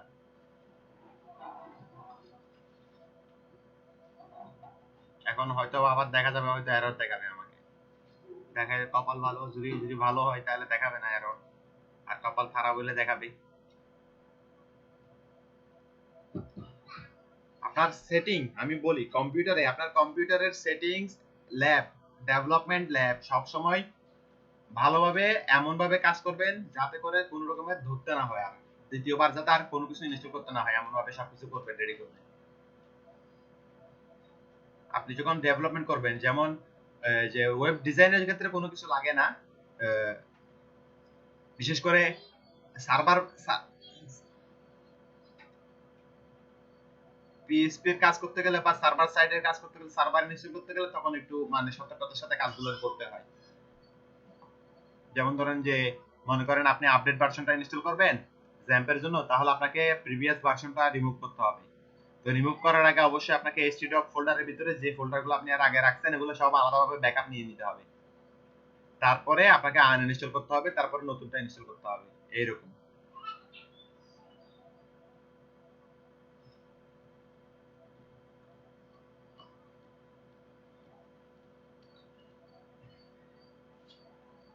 এবার আমাকে জিজ্ঞেস করতেছে কন্ট্রোল প্যানেলটা আমি রান করব কিনা, ঠিক আছে? তো কন্ট্রোল প্যানেলটা আমি যদি এখান থেকে টিক মার্ক যদি তুলে দিই, কন্ট্রোল প্যানেলটা চাইলে দিয়ে ফিনিশ করে দিবেন, কন্ট্রোল প্যানেলটা রান হবে না। এখন আমরা জ্যাম্পটা ইনস্টল করলাম, জ্যাম্পটা ইনস্টল করার পরে আমরা এখন কন্ট্রোল প্যানেলটা রান করব। জ্যাম্পের কন্ট্রোল প্যানেলটা স্টার্ট প্যানেল থেকে যান, একদম উপরের দিকে দেখতে পাবেন জ্যাম্প কন্ট্রোল প্যানেল, ঠিক আছে? এটা যদি এখানে দেখতে না পান তাহলে এখান থেকে জ্যাম্প কন্ট্রোল প্যানেল লিখে জ্যাম্প লিখে সার্চ দিবেন, দেখবেন যে অটোমেটিক্যালি চলে আসবে, ঠিক আছে? এটাতে ক্লিক দিয়ে কন্ট্রোল প্যানেলটা রান করেন।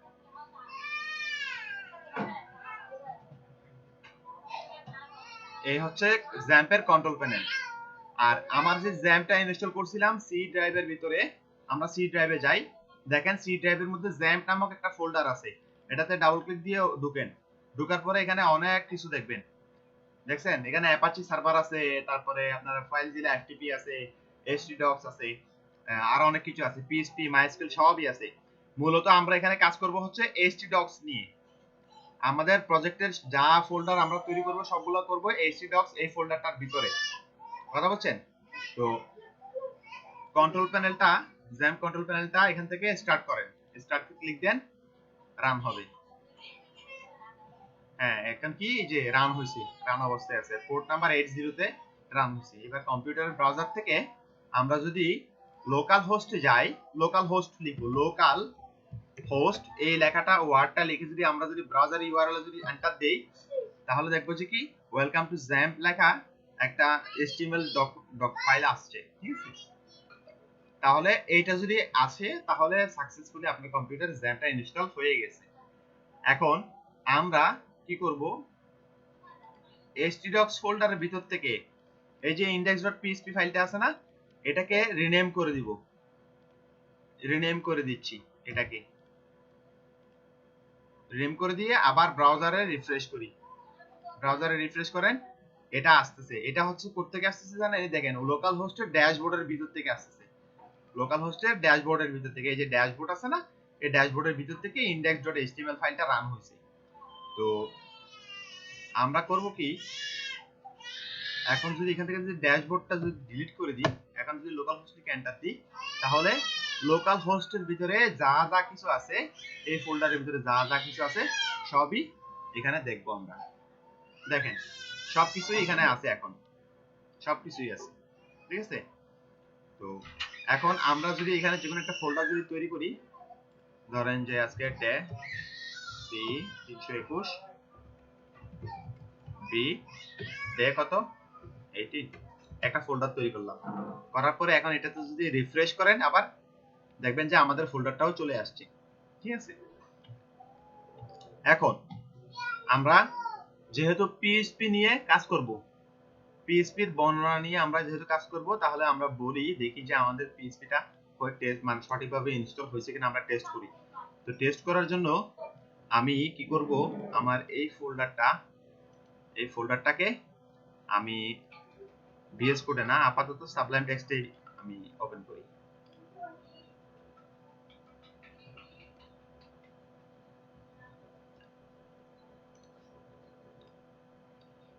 সাবলাইম টেক্সটের মধ্যে আমি ফোল্ডারটা ড্র্যাগ করে দিলাম, ইনস্টল করি।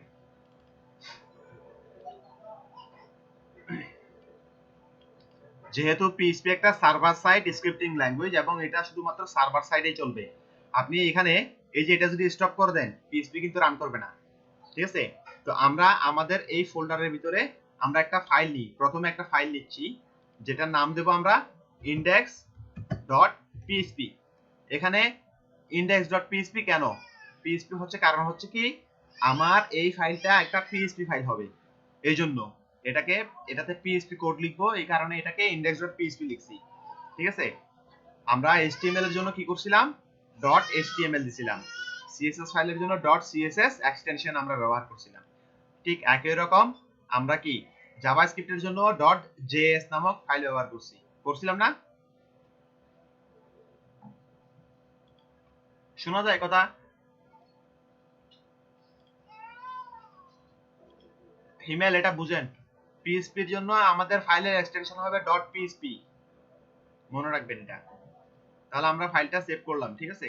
এখন দেখেন পিএইচপি ফাইল যখন সেভ করছি, দেখেন যে index.php টা এখন এটা কি করতেছে, পিএইচপি মার্কারটা দেখাচ্ছে। পিএইচপি এর ব্র্যান্ড আইকন হচ্ছে কি জানেন, এটা একটা হাতি, এলিফ্যান্ট, পিএইচপি এর ব্র্যান্ড আইকন এটা index.php। এখন আমরা এই যে পিএইচপি করলাম, পিএইচপি টা ইনস্টল হয়েছে কিনা সঠিকভাবে, পিএইচপি তে কি কি ইনস্টল হয়েছে না হয়েছে এটা দেখার জন্য পিএইচপি একটা ফাংশন আছে, এখানে কি লিখতেছি এটা আমি পরে বলতেছি, পরে আসতেছি। পিএইচপি ইনফো এই ফাংশনটা ব্যবহার করলাম, ব্যবহার করে আমি এখন কি করব, আমার এখানে রিলোড দিয়ে আমার এই ফোল্ডারের ভিতরে যাই, ক্লিক দিই। দেখেন পিএইচপি ফাংশন, এই যে পিএইচপি ইনফো এই ফাংশনটার মাধ্যমে পিএইচপি তে যা যা কিছু আমার কম্পিউটারের সম্পূর্ণ ইনফরমেশনগুলো আমাকে এখানে দেখাবে। দেখেন পিএইচপি ভার্সন হচ্ছে 7.4.10, ঠিক আছে। আমার কম্পিউটার সিস্টেম হচ্ছে উইন্ডোজ NT ডেস্কটপ, ঠিক আছে। তারপরে বিল্ডিং ডেট কত, বিল্ড ডেট কত তারিখ হয়েছে, কম্পাইলার কি আছে, দেখেন কম্পাইলার আছে ভিজুয়াল C++ 2017।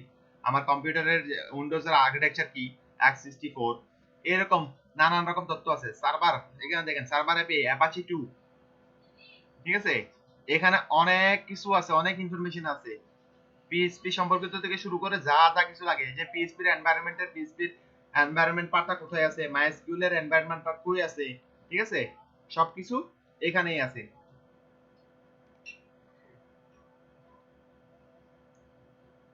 আমরা যখন কম্পিউটারে যখন জ্যাম্প ইনস্টল করি, পিএইচপি ইনফো দিয়ে আমরা চেক করে দেখি আমাদের পিএইচপি তে কোন কোন লাইব্রেরি ইনস্টল হয়েছে না হয়েছে, আমরা এগুলো এখান থেকে দেখে চেক করে নিই। যেমন BJ2 আছে, ক্যালেন্ডার কোর আছে, কি কি ইনস্টল হয়েছে না হয়েছে, কোনো প্রবলেম থাকলে আমরা যদি না পাই তাহলে এই পিএইচপি ইনফো ফাংশন দিয়ে আমরা চেক করে দেখি যে আমাদের এখানে ওই যে ইয়াটা আছে কিনা, আমাদের যে নির্দিষ্ট যে জিনিসটা আমাদের দরকার ছিল, লাইব্রেরিটা দরকার, ওটা আছে কিনা আমরা এখান থেকে চেক করে ফেলি, অথবা আমরা সরাসরি php.ini ফাইল আছে একটা, ওখান থেকে চেক করে ফেলি।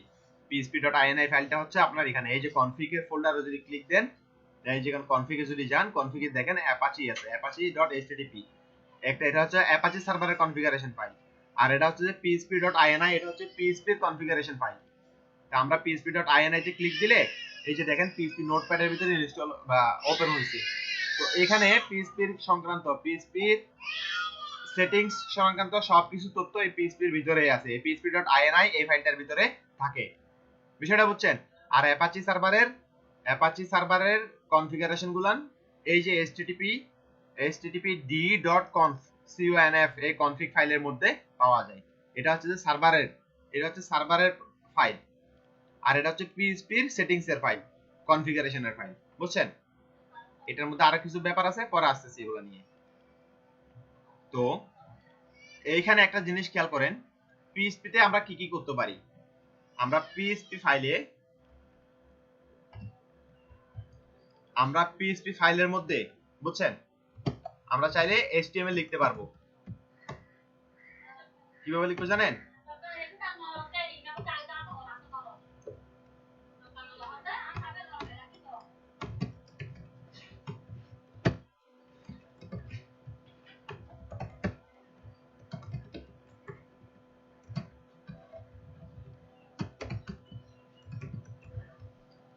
আমি PHP ফাইলের মধ্যে HTML লিখছি, দেখি ওয়েলকাম টু HTML, এই যে ওয়েলকাম টু PHP, এটা আমার ব্রাউজারে রেন্ডার করে কিনা আমরা একটু দেখে নিই।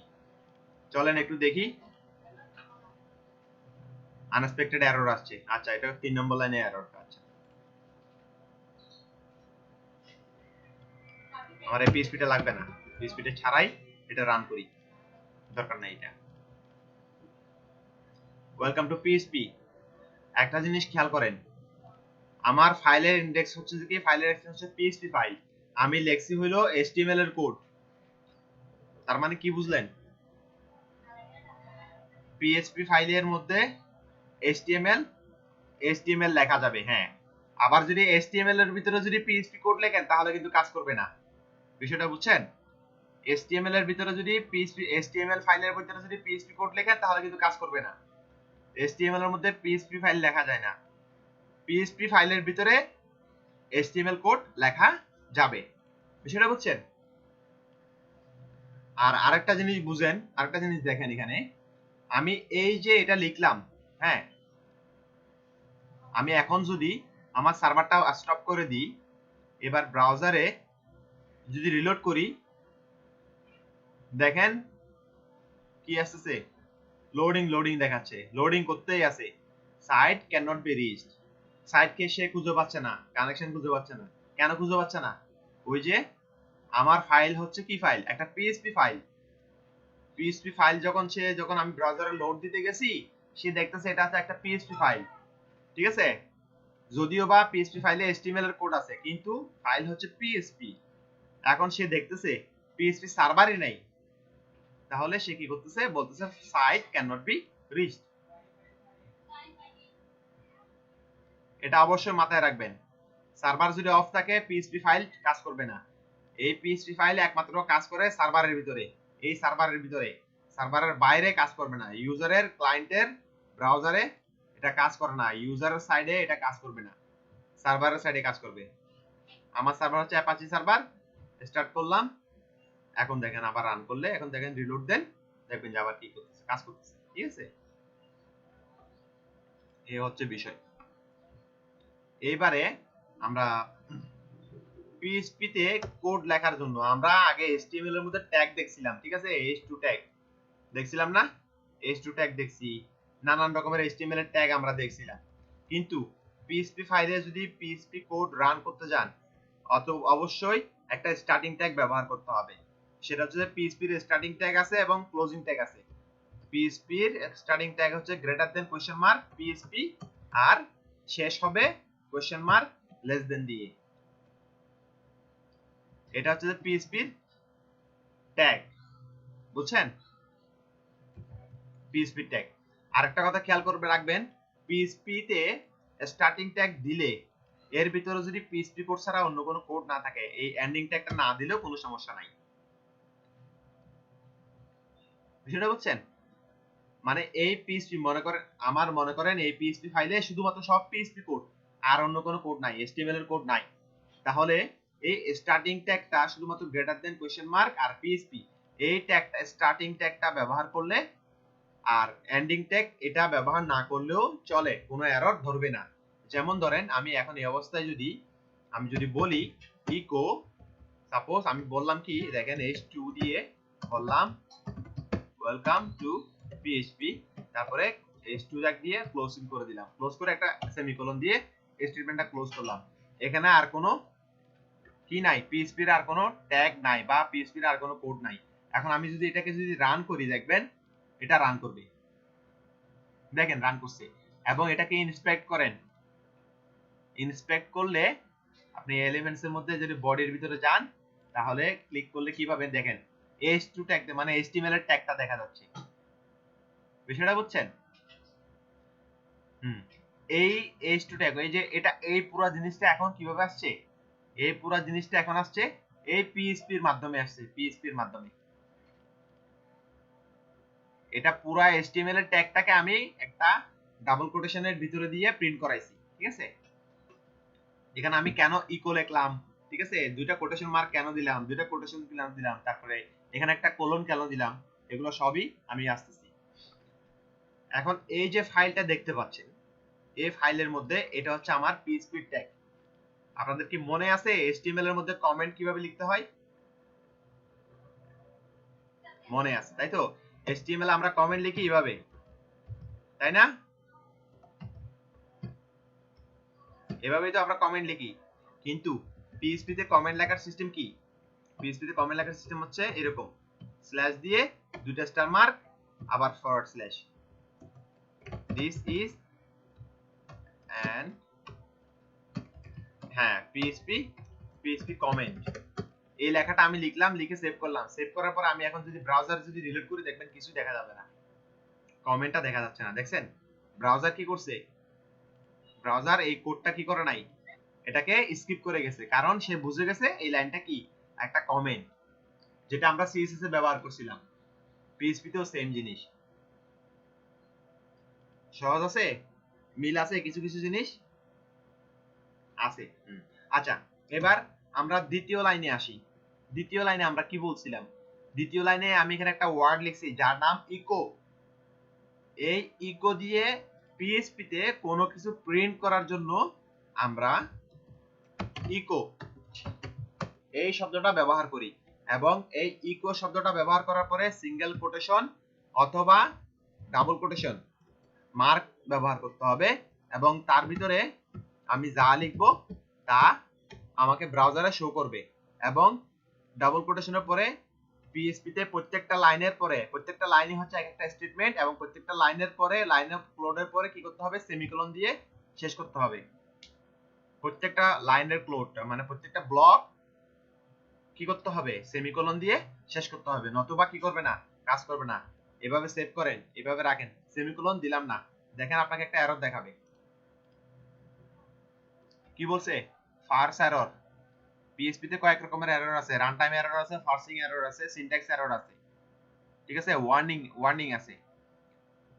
এটাকে বলা হয় ফার্সিং এরর। ফার্সিং এরর হচ্ছে কেন হয়েছে দেখেন, সে কি বলতেছে, সিনট্যাক্স এরর, মানে এটা রান টাইমে এরর পাইছে PHP তে কোডের ভিতরে। আমার এই PHP ফাইলে রান করতে গেছে, রান করে গিয়ে একটা এরর পাইছে। কি এরর পাইছে সে কি বলতেছে দেখেন, syntax error, unexpected end of file, unexpected end of file. তার মানে এই ফাইলটার মধ্যে এই যে ব্লক অফ স্টেটমেন্টটা, এই যে ব্লক কোডটা আনএক্সপেক্টেডলি কি আছে, মানে এন্ড হয় নাই, সেমিকোলনটা না দেওয়াতে এন্ড হয় নাই, স্টেটমেন্টটা ক্লোজ হয় নাই, যার ফলশ্রুতিতে সে একটা সাজেস্ট করতেছে, বলতেছে কি unexpected end of file expecting semicolon or comma in কত, ইন কোথায়, জ্যাম্প htdocs ফোল্ডারের ভিতরে, আমাদের প্রজেক্ট ফোল্ডার, তার ভিতরের index.php ফাইলের 6 নাম্বার লাইন। আসেন 6 নাম্বার লাইনে আসেন, এই যে 6 নাম্বার লাইন, 6 নাম্বার লাইনে প্রবলেম দেখা দিচ্ছে, আমাকে বলে দিছে কোন জায়গায় প্রবলেম আছে। আমি 6 নাম্বার লাইনে আসলাম, index.php তে প্রজেক্ট ফোল্ডারের ভিতরে, দেখতেছি কি দি নাই, আমার লাইনের পরে স্টেটমেন্ট ক্লোজ করি নাই। এবার একটা কমা দিয়ে দেন, সেভ করেন, এবার ব্রাউজারে আইসা রিলোড দেন, দেখেন ওয়েলকাম আসছে, দেখছেন ফাইলটা রান করছে।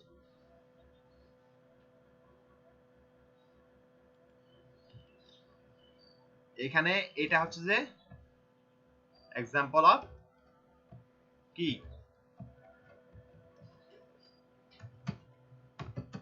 স্টেটমেন্ট, এটা আমার পিএইচপি এর একটা স্টেটমেন্ট, প্রত্যেকটা স্টেটমেন্টের পরে একটা ব্লক, একটা লাইনের পরে কি দিতে হবে, সেমিকোলন অবশ্যই দিতে হবে, না হলে সিনট্যাক্স এরর দেখা দিবে।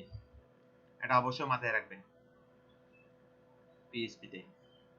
আর আমি যে এন্ডিং ট্যাগটা ব্যবহার করছি এটা দিলেও দিতে পারেন। আবার যদি এর ভিতরে এই যে পিএইচপি স্টার্টিং ট্যাগ এখান থেকে শুরু হয়ে এর ভিতরে অন্য কোনো কোড যেমন HTML এর কোড যদি না থাকে তাহলে এটা না দিলেও কোনো সমস্যা নাই। যদি এর ভিতরে কোনো HTML এর কোড থাকে তাহলে আপনাকে কি করতে হবে, দিতে হবে। ফর এক্সাম্পল আমি এখানে এটা ক্লোজ করলাম, ঠিক আছে, ক্লোজ করে দিলাম। ক্লোজ না করে আমি একটা কি করি, h2 ট্যাগ নিচ্ছি।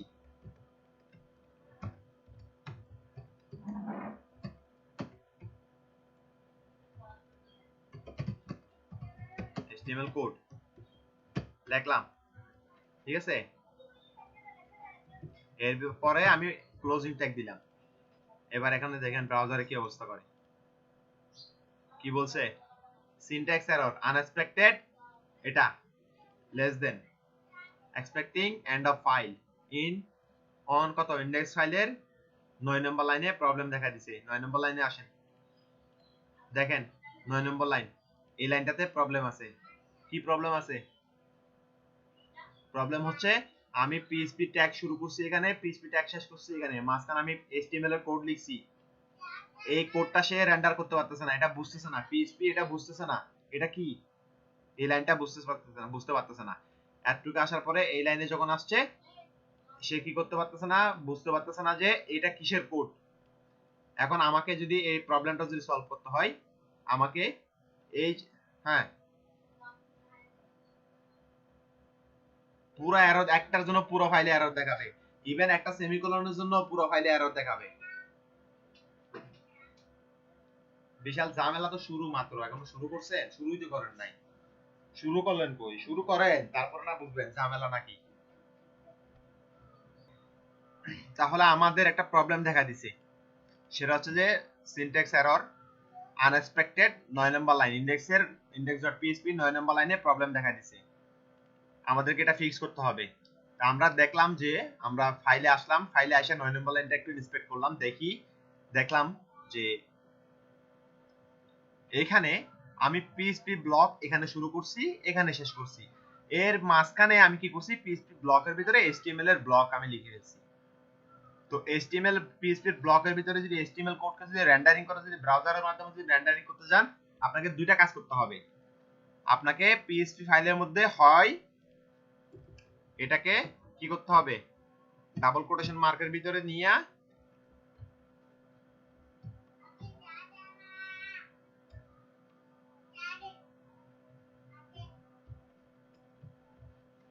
আপনাকে কি করতে হবে, ডাবল কোটেশন মার্কের মধ্যে ইকো লিখে আপনাকে এটা দিয়ে সেমিকোলন দিয়ে শেষ করে আপনাকে এইভাবে লিখতে হবে।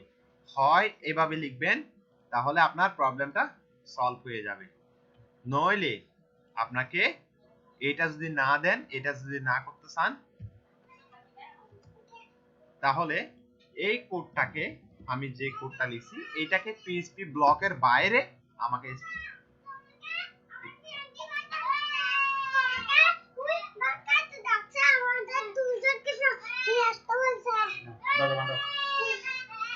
এখন আপনি যদি রান করেন একইভাবে রান করছে, দেখছেন একইভাবে রান করছে, কোনো প্রবলেম নাই। এখন যদি পিএইচপি এর মাধ্যমে পিএইচপি ব্লকের ভিতরে আপনি কোনো কিছু প্রিন্ট করতে যান, অবশ্যই ইকো স্টেটমেন্ট ব্যবহার করতে হবে। ইকো কি ছিলাম ক্যাসেটটা চলে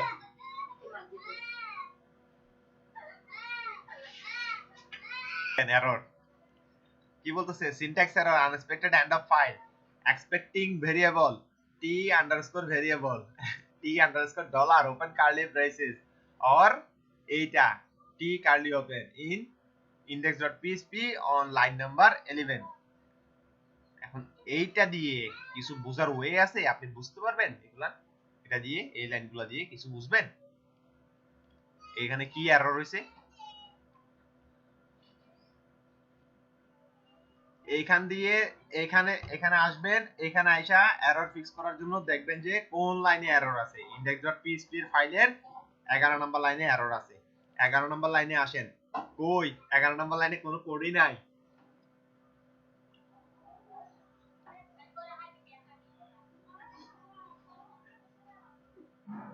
11 নাম্বার লাইনে কোনো কোডই নাই। পিএইচপি বলতেছে 11 নাম্বার লাইনে কোডে এরর আছে। 11 নাম্বার লাইনে কোনো কোডই নাই আমার। এখন যাবেন কই?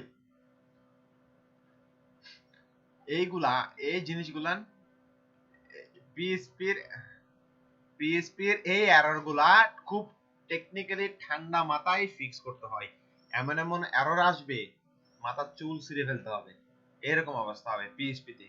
যদি কোনো একটা ব্লক অফ কোডে কোনো একটা লাইনে কোনো একটা কাজে যদি কোনো ভুল করে ফেলেন, এই জন্যই সফটওয়্যার ডেভেলপার প্রোগ্রামাররা এডিটর ব্যবহার করে, ভালো মানের এডিটর আইডিই ব্যবহার করে, বা কোনো এডিটরের সাথে টেক্সট এডিটরের সাথে এক্সটেনশন ব্যবহার করে ওদের কোডকে ডিবাগিং করার জন্য। এই যে আমরা এতক্ষণ ধরে যে প্রসেসিংটা চালাইছি এটাকে বলা হয় ডিবাগিং। আমার কোডে এখন একটা বাগ পাওয়া গেছে, এটা হচ্ছে বাগ। বাগ মানে কি? বাংলার বাগ না, এটা বাংলার বাগ না, এটা বাগ মানে হচ্ছে বিইউজি, বাগ। বাগ মানে হচ্ছে যে পোকা। এখানে একটা এরর পাওয়া গেছে। এখন এটা তো এক লাইনের কোড, এই জন্য না বুঝতেছেন এখানে ইকো আছে, ইকোর পরে সিঙ্গেল কোটেশন ডাবল কোটেশন একটা আছে আর একটা দিই নাই। ওয়েলকাম এর পরে একটা ডাবল কোটেশন হবে, ঠিক আছে? এটা এই জন্য না বুঝতে পারলাম। এখানে যদি 1000 লাইনের কোড থাকে তখন কি করবেন? তখন যদি এরকম বলে যে 11 নাম্বার লাইনে কোডে এরর আছে, এরকম যদি বলে তাহলে কি সম্ভব খুঁজে বের করা? এইগুলা আস্তে আস্তে, কথা আছে গাইতে গাইতে গায়েন, এগুলো যত প্র্যাকটিস করবেন তত আস্তে আস্তে শিখবেন, ঠিক আছে? ওয়ারিড হওয়ার কোনো কিছু নাই। এই জিনিসগুলো এমন না যে পৃথিবীতে আপনি প্রথম এই প্রবলেমগুলো ফেস করতেছেন। আপনার আগে আরো কয়েক লাখ ডেভেলপার, কয়েক লাখ প্রোগ্রামার এরকম প্রবলেমগুলো পাইছিল এক সময়। তো এই জিনিসগুলা অনলাইনে পাওয়া যাবে, গুগল যদি করেন তাহলে পাওয়া যায়। আমাদের এমন এমন সলিউশনের দরকার হয় যেগুলো আমরা বিভিন্ন স্ট্যাক ওভারফ্লোতে, তারপর বিভিন্ন ওয়েবসাইটে, বিভিন্ন ব্লগিং সাইটে আমরা এগুলো খুঁজে বের করে আমরা সলিউশনগুলো আমরা নিয়ে থাকি। বিভিন্ন কমিউনিটির কাছ থেকে আমরা প্রবলেমের সলিউশনগুলো খুঁজে বের করে আমরা নিয়ে থাকি, ঠিক আছে?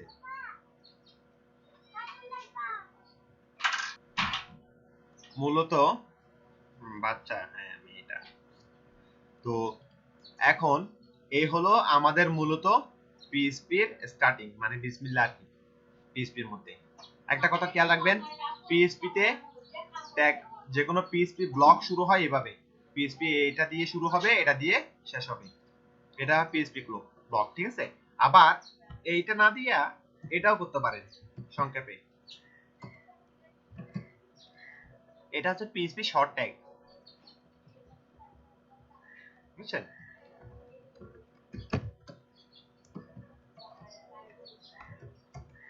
হ্যাঁ,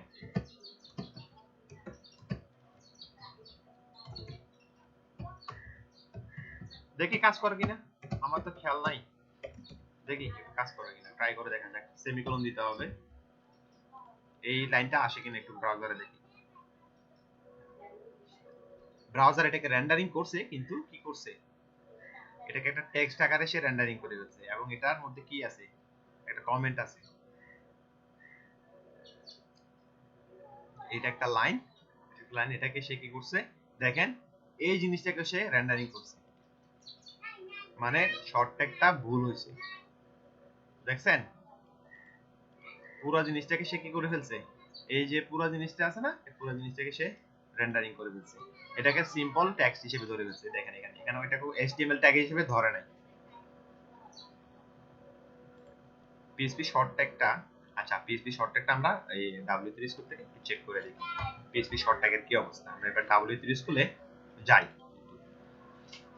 W3 স্কুলে সার্ভার সাইডে যাবেন, পিএইচপি লার্ন পিএইচপি তে ক্লিক করবেন।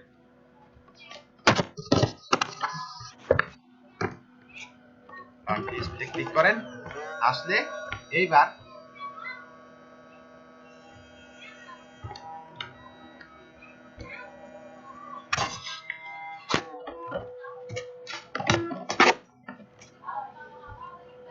ইন্ট্রোডাকশনে যাই। ইন্ট্রোডাকশন,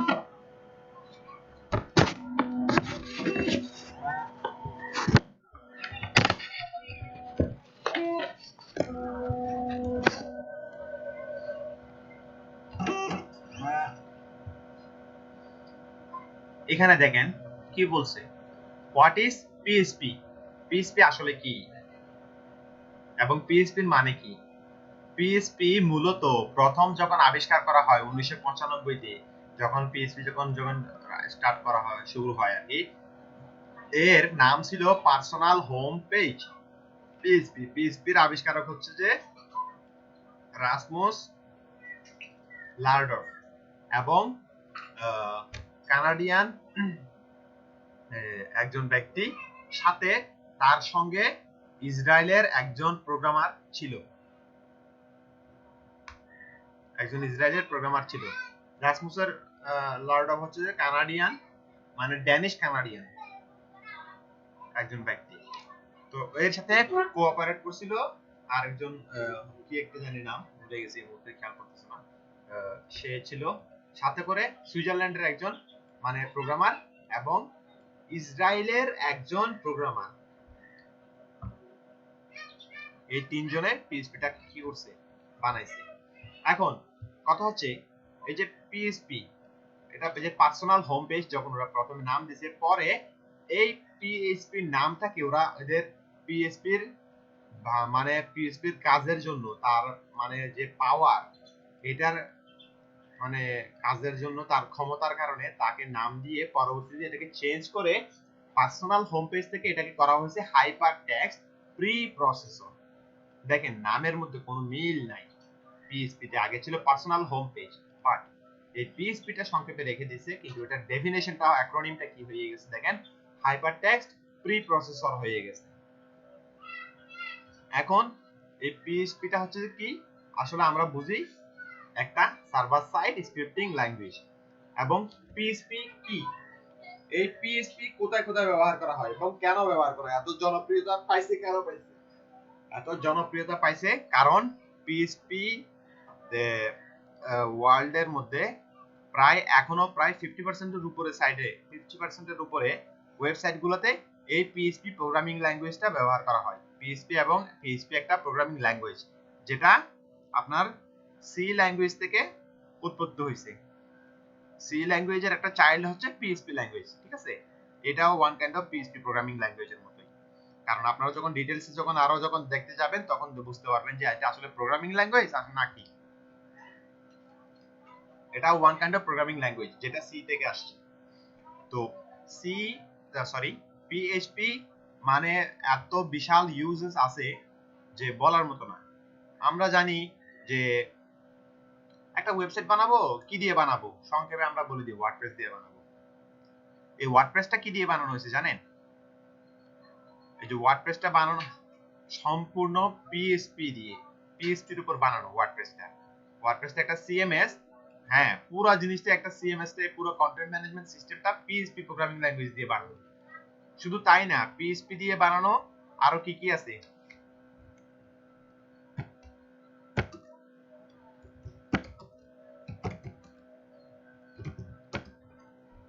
গুগলে সার্চ দেন সিএমএস বিল্ড উইথ পিএইচপি, দেখেন সার্চ দিছি, একটা রেজাল্ট আসছে কিরকম, top 10 PHP CMS platform for developer in 2020। প্রথমে আছে ওয়ার্ডপ্রেস, পিএইচপি দিয়ে বানানো। জুমলা, এটাও পিএইচপি দিয়ে বানানো। দ্রুপাল, এটাও পিএইচপি দিয়ে বানানো। অক্টোবর সিএমএস, এটাও পিএইচপি দিয়ে বানানো। ওপেন কার্ড, এটাও পিএইচপি। তারপরে এক্সপ্রেস ইঞ্জিন, এটাও পিএইচপি দিয়ে। তারপরে ম্যাজেন্টো, এটাও পিএইচপি দিয়ে বানানো। এরকম অনেক অনেক জিনিস আছে। শুধু তাই না, পিএইচপি দিয়ে বানানো ফ্রেমওয়ার্ক অফ পিএইচপি দিয়ে যদি সার্চ দেন গুগলে, কতগুলো ফ্রেমওয়ার্ক পাবেন। দেখেন পিএইচপি দিয়ে বানানো web application framework software with PHP. প্রথমে যেটা আসবে, যার নাম আসবে, তার নাম হচ্ছে লারাভেল। তারপরে Symfony, CodeIgniter, Y2, Cake PHP, Zend framework. অনেক টাফ একটা ফ্রেমওয়ার্ক, এটা খুবই কঠিন। জেন ফ্রেমওয়ার্ক, ফ্যালকন,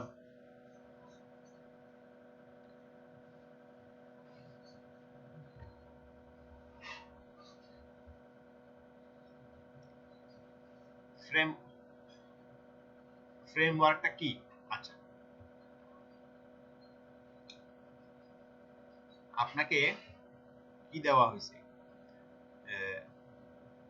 আপনাকে একটা অফার করা হয়েছে, আমি আপনাকে 10 লক্ষ টাকা দিব, আমার একটা 2 তলা বিল্ডিং বানিয়ে দিবেন 4 রুমের। ঠিক আছে, এটা হচ্ছে একটা অফার। আর একটা অফার হচ্ছে যে আপনাকে আমি ইট, বালি, সিমেন্ট, রড, যা যা জিনিসপত্র লাগে সবই দিয়ে দিব, আপনি বিল পাবেন 5 লাখ টাকা, আমার 2 তলা বিল্ডিং বানিয়ে দিতে হবে। আপনি কোন অফারটা গ্রহণ করবেন?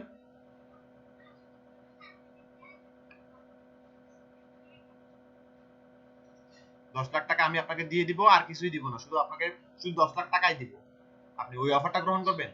আপনি বিল্ডিং বানিয়ে দিবেন, ইট, বালি, সিমেন্ট সবগুলো আপনি কিনে দিবেন। একজন কন্ট্রাক্টর মিস্ত্রি, একজন মিস্ত্রিকে যদি টাকা দেন 10 লাখ টাকা, হ্যাঁ, আমরা কিরকম করি?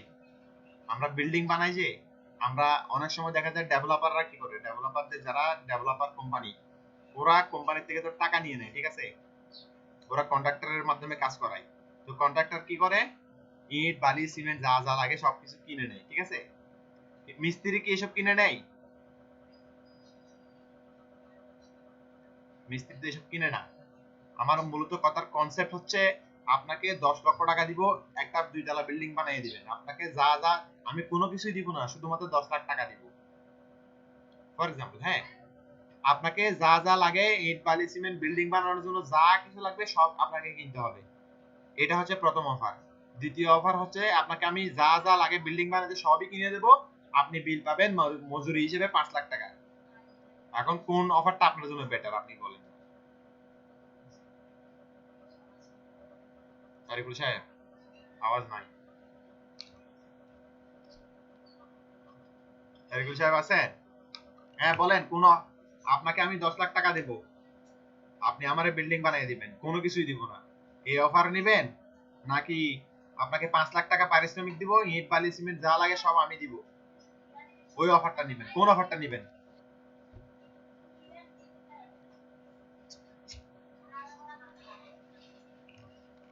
বুদ্ধিমান লোক সবসময় দ্বিতীয় অফারটাই নিবে। আর বেশি আর আর লোক কি, আর যে চোর,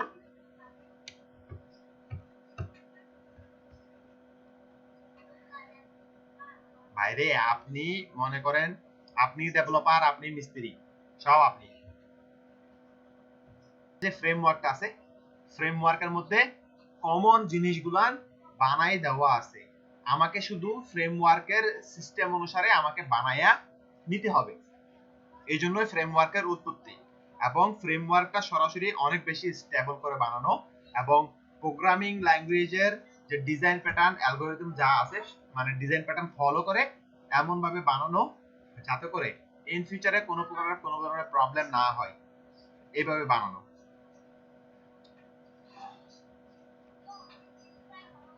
হ্যাঁ, বুটিস্ট,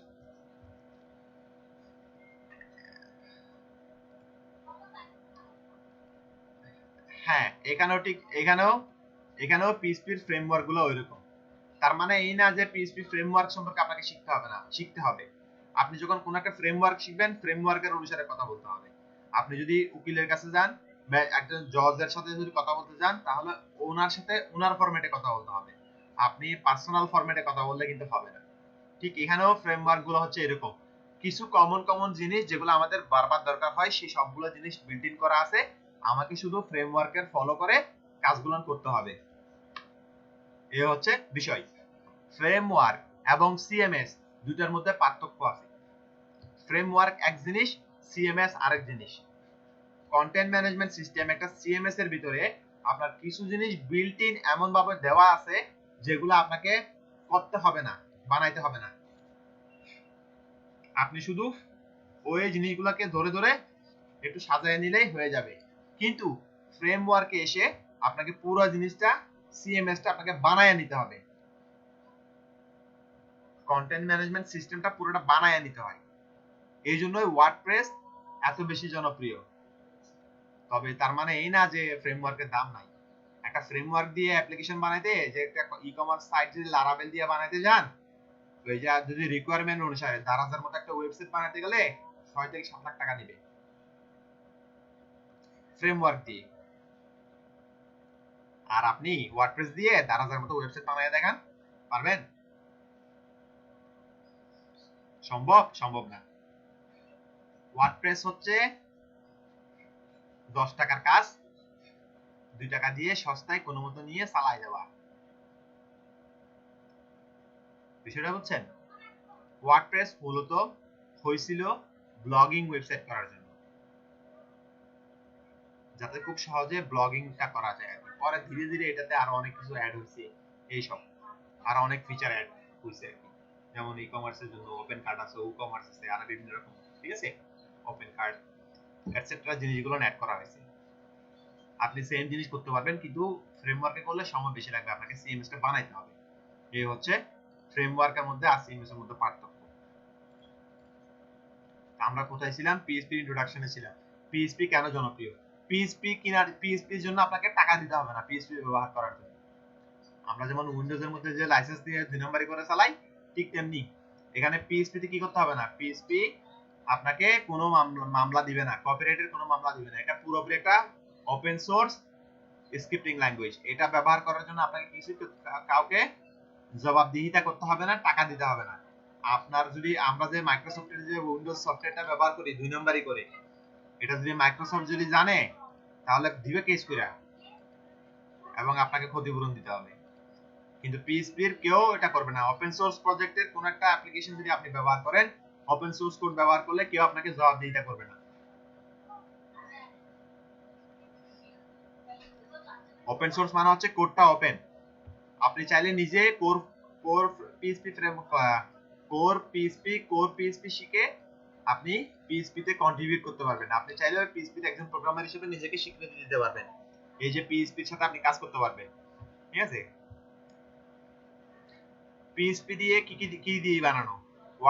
ওয়ার্ডপ্রেস বানাইছে পিএইচপি দিয়ে। তারপর এখানে বলছে কি লার্জেস্ট সোশ্যাল নেটওয়ার্ক ফেসবুক প্রথমে কিন্তু পিএইচপি দিয়ে করা ছিল, এখন নাই, এখন চলে গেছে রিঅ্যাক্টে।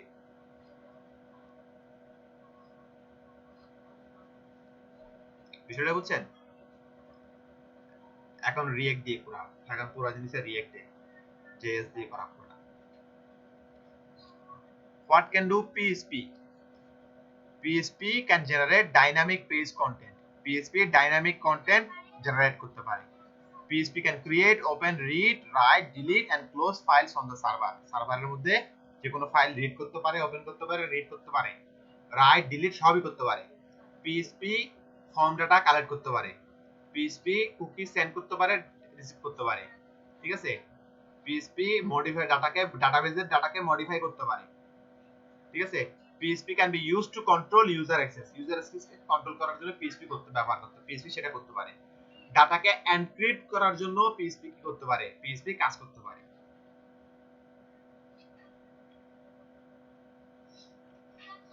এখন কথা হচ্ছে আপনি PHP কেন ব্যবহার করবেন? PHP Windows operating system, Linux operating system, Unix operating system, Mac operating system সবগুলা সিস্টেমে কাজ করে, কোনো সমস্যা নাই। PHP compatible with almost all servers used today, যেমন Apache server, IIS server, Nginx server, সবগুলা মানে সব প্রায় সার্ভারে কি করে কাজ করে, শুধুমাত্র Node.js ছাড়া। Node.js এ PHP কাজ করবে না, Node.js এর ভিতরে। PHP wide range of database support করে।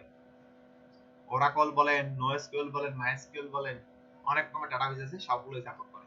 আচ্ছা, PHP এর অফিশিয়াল সাইট দেখেন, এখানে লেখা আছে PHP এর মূলত অফিশিয়াল সাইট হচ্ছে php.net।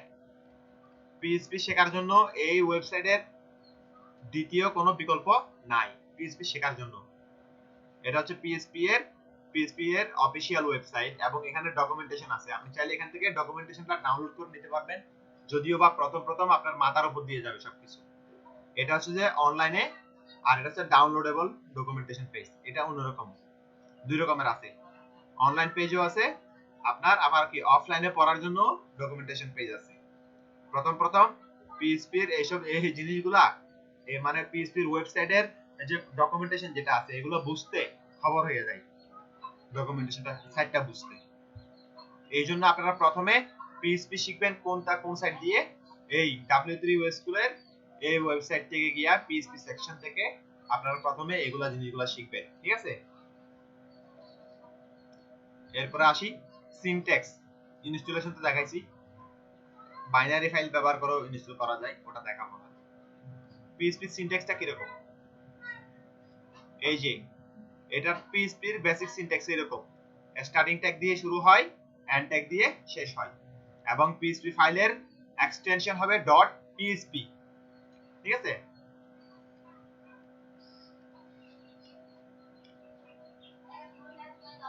পিএইচপি এর নিজস্ব কিছু বিল্ট ইন ফাংশন আছে যেগুলো দিয়ে আমরা কি করি, আমরা ব্যবহার করে আমরা পিএইচপি এর কাজগুলো করব পিএইচপি তে। যেমন তার মধ্যে একটা হচ্ছে যে ইকো ফাংশন। ইকো ফাংশন ব্যবহার করে আমরা যে কোনো কিছু প্রিন্ট করে থাকি, যেমনটা আমরা কি করছিলাম আমাদের ওয়েবসাইটে দেখছিলাম, ঠিক আছে? প্রবলেমটা সলভ করি নাই, এটা প্রবলেমটা কই, আচ্ছা এটাকে তার রিলোড দিই নাই।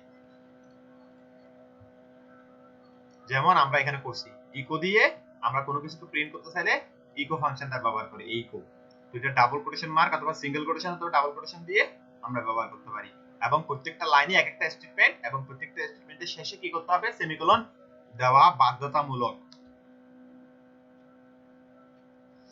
বুঝছেন? তারপরে আসেন পিএইচপি তে কমেন্টস কিভাবে দিতে হয়। অবশ্যই PHP case sensitive, PHP case sensitive মানে পিএইচপি কিন্তু কেস সেনসিটিভ জিনিস। ছোট হাতের আইএফ আর বড় হাতের আইএফ ডিফারেন্স আছে, দুটো দুই রকম। তবে ইউজার ডিফাইন্ড ফাংশন যেগুলো আছে এগুলো কেস সেনসিটিভ না, মানে ইউজার ডিফাইন্ড ফাংশন যেগুলো আছে। পিএইচপি কি বলছে, কিওয়ার্ডস, ক্লাসেস, এই যে দেখেন PHP case sensitivity in PHP keyword, যেমন if, else, while, echo etcetera, এইগুলা কোনো কি না, কেস সেনসিটিভ না। Classes, function, user defined function are not case sensitive. মানে হচ্ছে ইফ, এই যে এটা একটা ইফ ফাংশন, ঠিক আছে? আর বড় হাতের ইফ ফাংশন, দুটো দুই রকমের কেস না, একটা ছোট হাতের কেস, একটা বড় হাতের কেস। পিএইচপি কেস সেনসিটিভ না, তবে কিছু কিছু ইউজার ডিফাইন্ড জিনিস আছে এগুলা কেস সেনসিটিভ পিএইচপি তে। এই যে এখানে দেখেন হাউএভার ওরা বলছে পিএইচপি তে if, else, while, do, keyword, PHP তে কিওয়ার্ড যেগুলো আছে এগুলা কেস সেনসিটিভ না, আর নট কেস সেনসিটিভ। তারপরে classes, function, user defined function এগুলা কেস সেনসিটিভ না, কিন্তু however all variable name are case sensitive। মানে আমি যখন কোনো পিএইচপি তে কোনো ভেরিয়েবল নিব তখন এটা কেস সেনসিটিভ হিসেবে কাজ করে। আমি বলছিলাম একটু আগে যে মানে কিছু কিছু জিনিস আছে কেস সেনসিটিভ, বাকিগুলো ঠিক আছে। এই জন্য পিএইচপি কে কেস সেনসিটিভ বলতে পারেন, আবার কেস নন কেস সেনসিটিভ বলতে পারেন, দুই রকমই বলা যায়। আপনি এখানে ইকোতে সাপোজ, যেমন ইকোতে এখানে এবার এটা দিলাম, দেখেন এটা রান করে কিনা, দেখেন বড় হাতের ইকো দিছি আবার ছোট হাতের ইকো দিছি, সে কি করে নিছে, রেন্ডারিং করে নিছে, এটাকে সে বুঝে নিছে এটা কি, এটাই, তাহলে কেস সেনসিটিভ না। কিন্তু আমি যদি একটা ভেরিয়েবল নিই এজ 20, ঠিক আছে, ইকো আমি এবার লিখলাম এজ, এবার দেখেন এরর দেখাবে, সরি প্রিন্টে দিয়ে দিছি কেন, এবার এরর আসছে, দেখেন স্ট্রিং এ এরর আছে। কেন আসছে এররটা, 11 নম্বর লাইনে এররটা কেন আসছে? এরর আসছে আমি ভেরিয়েবল যেটা নিছি সেটা হচ্ছে, ভেরিয়েবলের নাম হচ্ছে এজ, বড় হাতের এইচ, কিন্তু আমি প্রিন্ট করছি ছোট হাতের এইচ। এইখানে এসে সে এই জিনিসটাকে ধরতে পারতেছে না, এইটাকে সে খুঁজে পাচ্ছে না, এই জন্যই এখন এরর দেখাচ্ছে। এখন পিএইচপি এটাতে কেস সেনসিটিভিটি ধরছে।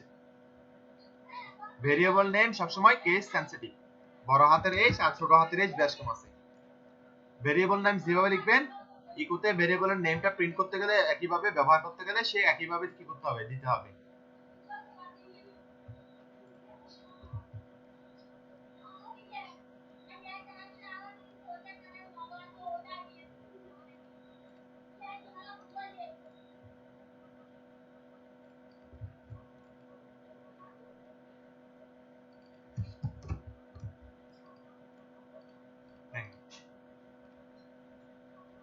তারপর কি বলতেছে, সিনট্যাক্স এরর। এখন এরর আসছে, কেন এরর আসছে?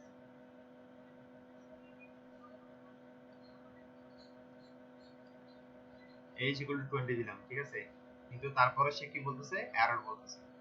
তার মানে আমি ভুল করছি মানে দেখি আমি কি ভুল করছি। পিএইচপি ভুলে গেলাম। দেখেন এখানে পিএইচপি তে একটা কি দিছে, ভেরিয়েবল দিছে colour, echo my colour is colour. যেখানে যদি আপনি যদি এই কোডটাকে যদি কপি করেন, আমি এই কোডটা কপি করলাম, সাপোজ এটা কি লেখছে সেটা আমি বলতেছি এখানে। এখন যদি আমি আমার কোড এটা যদি রান করতে যাই, দেখেন এরর আছে। এরর আছে মানে এটাকে আমি কমেন্ট আউট করে দিচ্ছি, এটাকে কমেন্ট আউট করে দিচ্ছি। এবার রান করি। দেখেন প্রথম লাইনে আছে মাই কার ইজ রেড, পরেরটাতে বলতেছে undefined variable colour on line number 13 my house is dead. এই যে আনডিফাইন্ড ভেরিয়েবল পাচ্ছে এখানে, এই যে এই কালারটা, এর প্রথম লাইন হচ্ছে এটা মাই কার ইজ কালার, কালার মানে কি, মাই কালার ইজ রেড, ঠিক আছে। দ্বিতীয় জায়গায় এসে দ্বিতীয় লাইন দিয়ে 13 নম্বর লাইনে আসে, এখানে সে বলতেছে আনডিফাইন্ড ভেরিয়েবল কালার। এই যে আমি এখানে কালারটা ইউজ করছি, এই কালারটা এখানে ভেরিয়েবলটা ডিফাইন করা নাই। হ্যাঁ, এটা ভেরিয়েবলটা নাই। পরেরটাতে আইসা বলতেছে কি আনডিফাইন্ড ভেরিয়েবল সিও, এই যে এটা, তার মানে এটা পুরোটাই কি কেস সেনসিটিভ। বিষয়টা হচ্ছে এখানে তো অনেক কিছুই আছে, একটা লাইনের মধ্যে অনেক কিছু আছে, এত কিছু যে ভেঙে আমি না হয় বলবো না, এই জিনিসগুলো ভেঙে ভেঙে বলতেছি যে মানে কোন জিনিসটা কিভাবে কেন হয়েছে, এই লাইনটা পুরোটাই বুঝিয়ে দিচ্ছি। তাহলে কেস সেনসিটিভিটি বুঝছেন, ভেরিয়েবলের যে কেস সেনসিটিভিটি আছে এটা তো বুঝছেন, ঠিক আছে।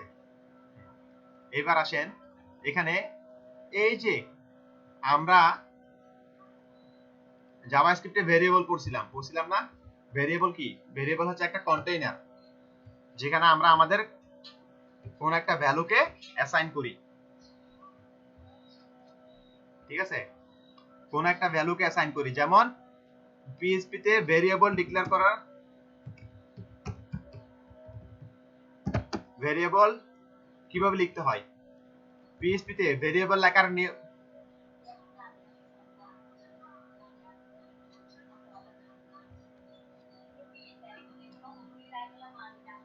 আপনার সাউন্ড অফ করেন। হ্যাঁ, পিএইচপি তে ভেরিয়েবল ডিক্লেয়ার করতে হলে, ভেরিয়েবল জিনিসটা কি, ভেরিয়েবল হচ্ছে একটা কন্টেইনার, ওই কন্টেইনারের ভিতরে আমি আমার কোন একটা ডাটা আমি রাখবো, রেখে দিই আর কি। আমরা যেমন আমাদের কন্টেইনারের মধ্যে বিভিন্ন রকম কন্টেইনারে বিভিন্ন রকমের জিনিস রাখি, ঠিক একই রকম এখানে এসে এটা একটা কন্টেইনার, এটাকে আমরা ভেরিয়েবল বলি। এবং এটা কি করে, ভ্যারি করে, আমরা চাইলে আবার এটাকে চেঞ্জ করতে পারি। মনে করেন সাপোজ আমি এখানে যে কালার লিখলাম, সেকেন্ড টাইমে সেম কালার হিসেবে আমি ভ্যালু দিলাম কি জানেন, কালার হিসেবে ভ্যালু দিলাম, ধরেন আমি দিলাম যে কি ইয়েলো।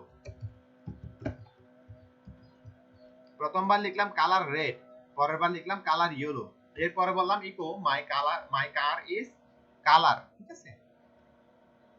এবার দেখেন রেজাল্ট কি আসে, দেখা যাক। এবার খেয়াল করে দেখেন, এইবার কিন্তু কালার কিন্তু আগে ছিল রেড, এবার হয়ে গেছে ইয়েলো, ঠিক আছে। এই ইয়েলো কেন হয়েছে, ভ্যারিয়েবলের কাজই হচ্ছে এরকম যে ভ্যারিয়েবল জিনিসটা হচ্ছে কি ভ্যারি করবে। আমি চাইলে যে কোনো মুহূর্তে ডাটা চেঞ্জ করে নিতে পারি, ভ্যারিয়েবলের ডাটা সবসময় চেঞ্জ করা যায়, ইউজার হিসেবে আমি চেঞ্জ করে দিতে চাইলে চেঞ্জ করতে পারি। প্রথমবার আমি কালার হিসেবে রেড রাখছিলাম কালার ভেরিয়েবলে, কিন্তু পরের বারে 14 নম্বর থেকে 13 নম্বর থেকে 15 নম্বর লাইনে এসে আমি কালার হিসেবে দিলাম ইয়েলো। তার মানে দেখেন প্রথমবার আমি কন্টেইনারের ভিতরে রেড রাখছিলাম, কালারের ভিতরে ভ্যালু অ্যাসাইন করছিলাম রেড, দ্বিতীয়বারে এসে কালার ভেরিয়েবলের ভিতরে ভ্যালু অ্যাসাইন করছি ইয়েলো। ঠিক আছে, এইটা এখানে এই যে ইকুয়াল দিয়ে দেখতে পাচ্ছেন, এটাকে বলা হয় অ্যাসাইনমেন্ট অপারেটর। পিএইচপি তে অপারেটর আছে, অপারেটর সম্পর্কে আমি বলবো পরে, আগে ভেরিয়েবলটা বুঝেন। যে কোনো একটা ভেরিয়েবলকে ডিক্লেয়ার করতে হইলে, একটা ভেরিয়েবল যদি ডিক্লেয়ার করতে হয় প্রথমে ডলার সাইন দিতে হবে, ডলার সাইন দিয়ে আমাকে ভেরিয়েবলের একটা নাম দিতে হবে, এরপরে অ্যাসাইনমেন্ট অপারেটর ব্যবহার করে আমি ওই ভেরিয়েবলের ভিতরে কোনো ডাটা রাখতে পারি। ঠিক আছে, কালার ইকুয়াল টু ধরেন যে রেড আমি রাখলাম, স্টেটমেন্ট ক্লোজ করলাম। এখানে এটা হচ্ছে ভেরিয়েবলের সাইন, এটা দিয়ে বোঝাবো কি এটা একটা ভেরিয়েবল। এরপরে এর সাথে কি দিতে হবে, একটা নাম দিতে হবে। আর আমি যদি এই ভেরিয়েবলের যদি কোনো যদি ডাটা যদি অ্যাসাইন করতে চাই, একটা অ্যাসাইনমেন্ট অপারেটর এটা ব্যবহার করতে হবে। দেন অ্যাসাইনমেন্ট অপারেটর ব্যবহার করার পরে কোন ভ্যালু আমি রাখতে চাই, সেটা যদি কোনো ভ্যালু রাখতে চাই তাহলে সেটাকে হয় সিঙ্গেল কোটেশন দিয়ে রাখবো নতুবা ডাবল কোটেশন দিয়ে রাখতে হবে। ঠিক আছে, এবার দেখেন আগের বার ডাবল কোটেশন ছিল, এবার সিঙ্গেল কোটেশন কাজ করছে। ঠিক আছে, সিঙ্গেল কোটেশনে রাখেন বা ডাবল কোটেশনে রাখেন কোনো সমস্যা নাই, তবে সিঙ্গেল কোটেশন যদি আপনি যদি ব্যবহার করেন, হ্যাঁ এখানে একটা ব্যতিক্রম আছে, সিঙ্গেল কোটেশন এবং ডাবল কোটেশন কখন ব্যবহার করবেন এটা একটা ব্যতিক্রম আছে, এটা একটা एग्जांपल আমি দেখাবো। তাহলে ভেরিয়েবলটা কিভাবে ডিক্লেয়ার করা হয় বুঝছেন তো? ভেরিয়েবল ডিক্লারেশনের ক্ষেত্রে একটা নেমিং কনভেনশনের ব্যাপার স্যাপার আছে। ভেরিয়েবলের আগে কোনো নাম্বার দেওয়া যাবে না।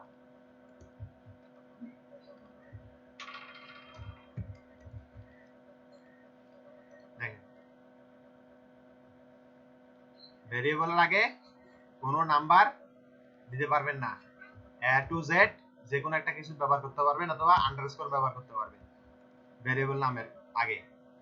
এখন এটা যদি এভাবে দেন, এখন এটা কাজ করবে। দেখেন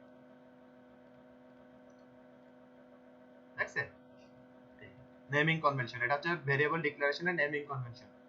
ভেরিয়েবলের আগে দিয়ে কোনো নাম্বার কোনো স্পেশাল কি মার্ক ব্যবহার করতে পারবেন না, যেমন কোশ্চেন মার্ক ব্যবহার করতে পারবেন না, exclamation mark, mark, hash sign, এগুলা স্টার সাইন এগুলো ব্যবহার করা যাবে না। আপনাকে ডলার সাইনের পরে অবশ্যই কি করতে হবে, হয় এরকম এরকম এবিসিডি অক্ষর দিয়ে লিখতে হবে অথবা আন্ডারস্কোর দিয়ে এবিসিডি দিয়ে লিখতে হবে। এখন ভেরিয়েবল শুরু করার আগে কোনো নাম্বার আপনি ব্যবহার করতে পারবেন না, তবে আপনি চাইলে পরে প্রথমে একটা মানে অ্যালফাবেটিক কি দিবেন, এরপরে যদি আপনি যদি বলেন যে না এটা, এখন আপনি চাইলে এটা দিতে পারবেন। এখন এইভাবে দিলে দেখেন খেয়াল করেন, এইভাবে দিলে কিন্তু কাজ করবে। দেখেন কোনো পরিবর্তন নাই। কিন্তু আমি যদি প্রথমে এটা না দিয়া সরাসরি যদি এরকম না দিই, যদি 9 এভাবে দিতাম, শুধুমাত্র নাম্বার দিয়ে যদি আমি ভেরিয়েবল শুরু করতাম তাহলে আমাকে এরর দেখাবে অবশ্যই যে আনএক্সপেক্টেড 9। ভেরিয়েবল নামের আগে কখনো এরকম ব্যবহার করা যাবে না, এটা খেয়াল রাখতে হবে। এটা হচ্ছে যে ভেরিয়েবল ডিক্লারেশন করলাম, এটা ভেরিয়েবল ডিক্লেয়ার করলাম, এর ভিতরে একটা ভ্যালু অ্যাসাইন করলাম। এরপরে দেখেন 16 নাম্বার লাইন, এখানে বলতেছে ইকো, দুইটা ডাবল কোটেশন মার্ক দিয়ে বলছি মাই কার। এইখানে আমি যে ভেরিয়েবলে যে ডাটা অ্যাসাইন করলাম এইটা হচ্ছে ডাটার টাইপ। আমার এখানে আমি যে রেড লেখাটা লিখছি এটা পিএইচপি কি করছে, অটোমেটিক্যালি বুঝে নিছে এটা একটা স্ট্রিং। আমি এখানে শুধু রেড যে লিখতে পারবো তা না, আমি চাইলে এখানে এইজ হিসেবে আমি নাম্বার দিতে পারবো, কোনো সমস্যা নাই। Echo echo my age is, এরপরে দিয়ে আমি একটা ডট চিহ্ন দিলাম। ডট চিহ্ন মানে হচ্ছে কি জানেন, ডট চিহ্ন মানে হচ্ছে কনকেটেনেশন করা, কনকেটেনেশন।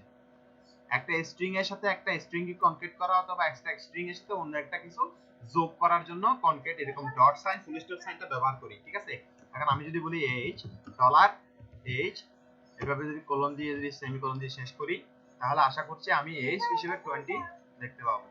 এই যে দেখেন h হিসেবে 20 দেখতে পাইছি, চার্জ নাই। এখন এইটার ভিতরে আমি যদি চাই যে এটাকে আলাদা একটা লাইনে নিয়ে আসবো, চাইলে এটাও করতে পারি।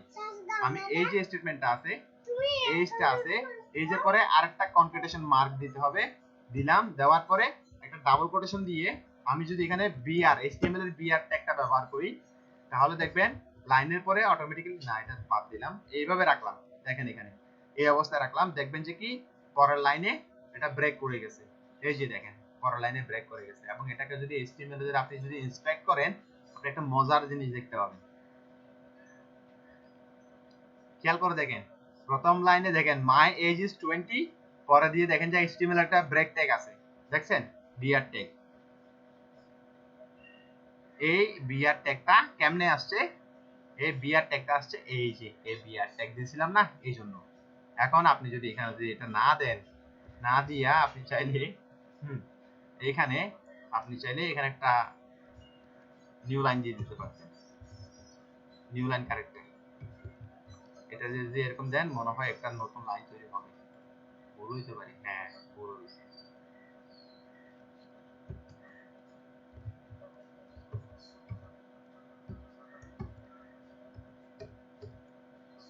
আচ্ছা, নিউ লাইন ক্যারেক্টারটা পরে দেখাবো।